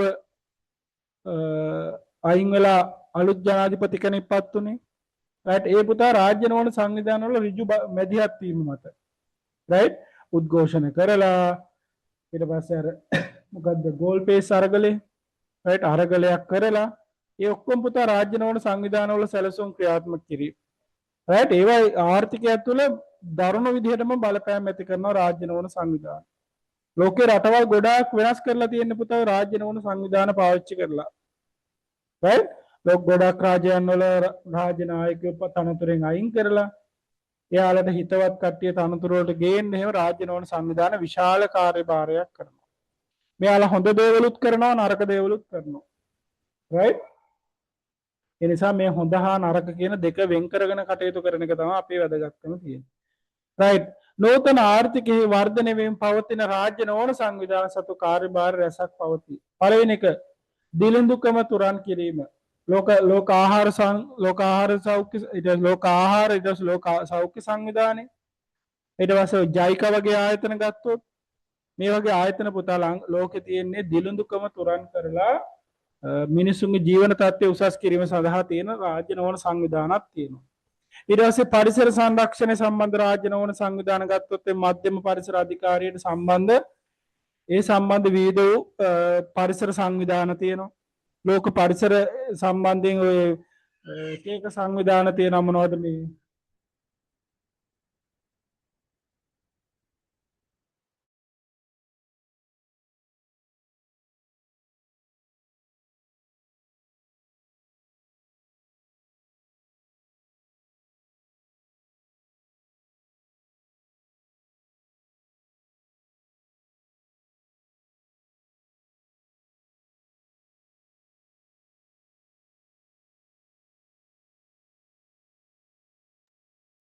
රයිට් අපි කතා කරන පරිසර සංවිධානයම ගොඩාක් අපි කතා කරන ඉස්සරහ පාඩම් වලදී පුතා තිරසාර සංවර්ධනය කියලා අපේ පාඩමක් තියෙනවා. ඒකදී අපි කතා කරනවා. ඊට පස්සේ මානව හිමිකම් ආරක්ෂා කිරීම සම්බන්ධයෙන් ලෝකේ ගොඩාක් රාජ්‍ය නොවන සංවිධාන තියෙනවා. හියුමන් රයිට්ස් කියලා අපි ඔය කියලා කියන්නේ. රයිට් ඒ වගේ සංවිධාන ගොඩක් තියෙනවා. ස්වභාවික ආපදා තත්ත්වයන්හිදී අවතැන් වූ ජනතාවට සුබ සාධනය වෙනුවෙන් කටයුතු කරන රාජ්‍ය නොවන සංවිධානත් ගොඩක් තියෙනවා. ඒතකොට අපි මේ කතා කරන හොඳ රාජ්‍ය නොවන සංවිධාන ගැන. ඒ වගේම අර නරක පැත්තට ඉන්න ඒ රජයන් පෙරලන්න මිනිස්සු අතර අසමගිය ඇති කරන්න, ජාතීන් අතර අසමගිය ඇති කරන්න, ආගම් අතර අසමගිය ඇති කරන්නත් තියෙනවා පුතා ලෝකේ රාජ්‍ය නොවන සංවිධාන ගොඩාක්. රයිට්? ඒතකොට රටවල් වල තියෙන සම්පත් විනාශ කරන්න, දැන් සම්පත් එයාලගේ රටවල් වලට ඇරයි යන්න, ඒ වගේ දේවල් වලටත් හැදුන රාජ්‍ය නොවන සංවිධාන ලෝකේ තියෙනවා. රයිට්? ඒතකොට හොඳ හා නරක කියන දෙවර්ගයේම මේ රාජ්‍ය නොවන සංවිධාන තුල ඇතුළත් වෙනවා. ඊළඟ ආරයිට් ඉවරයි. අපි එච්චරයි කතා කරන්නේ. වැදගත් ටික විතරයි කතා කරේ. කුටුම්බ ගැන කතා කරා, ආණ්ඩුව ගැන කතා කරා, ව්‍යාපාර අංශය ගැන කතා කරා, කම්කරු සංවිධාන ගැන කතා කරා, හා රාජ්‍ය නොවන සංවිධාන ගැන කතා කරා. රයිට්? වැදගත් ටික විතරක් මම ඔයාලත් එක්ක කතා කරනවා. රයිට්? හරි. එතකොට මේක අපි MCQ එකක් කරා නේද? MCQ එකක් ගැටලුවක් නැහැ. රචනා ප්‍රශ්නයක් දීලා තියෙනවා. මේකට උත්තරත් මම දීලා තියෙනවා. රචනා ප්‍රශ්නයක් තියෙන උත්තරත් එක්කම තියෙන්නේ ආර්ථික පද්ධතියක ප්‍රධාන කාර්යයන් කවරේද කියලා කියනවා. ආර්ථික පද්ධතියක ප්‍රධාන කාර්යයන් තුනයි තියෙන්නේ පුතා. මොකද්ද කාර්යයන් තුන? අර කුමක් කොපමණ නිෂ්පාදනය කරනවද කියලා එක ප්‍රශ්නේ විසඳා ගැනීමයි, කෙසේ නිෂ්පාදනය කරනවද කියන ප්‍රශ්නේ විසඳා ගැනීමයි, කා සඳහා නිෂ්පාදනය කරනවද කියන ප්‍රශ්නේ විසඳා ගැනීමයි කියන මෙන්න මේ කාර්යයන් තුන තමයි ආර්ථික පද්ධතියක තියෙන්නේ. ඇයි ඒ? ආර්ථික පද්ධතියක් හැදුනෙත් මේ මූලික ආර්ථික ප්‍රශ්න විසඳා ගන්නනේ. එතකොට එහෙම හැදිච්ච ආර්ථික පද්ධතියක මූලික කාර්යභාරය වෙන්නේ අර මූලික ආර්ථික ප්‍රශ්න තුන විසඳා ගන්න එක. රයිට්? ඔන්න බලන්න මම ඒකට උත්තරේ දීලා තියෙන විදිහ ඈ. ආර්ථික පද්ධතියක ප්‍රධාන කාර්ය කවරේද? රයිට්? බලන්න මම උත්තරේ දීලා තියෙන විදිහ. සෑම ආර්ථික පද්ධතියක්ම ඒ වාගේ ස්වභාවය කුමක් වුවත් මූලික ප්‍රශ්න තුනක් විසඳා ගැනීම සඳහා ක්‍රියා කළ යුතුය. බලන්න මේ ප්‍රශ්නට උත්තර දෙන විදිහ ක්‍රියා කළ යුතුය. ඒ අනුව ආර්ථික පද්ධතියක ප්‍රධාන කාර්යයන් සමන්විත වන්නේ පහත සඳහන් ප්‍රධාන ප්‍රශ්න තුන විසඳා ගැනීම සඳහායි කියලා කියනවා.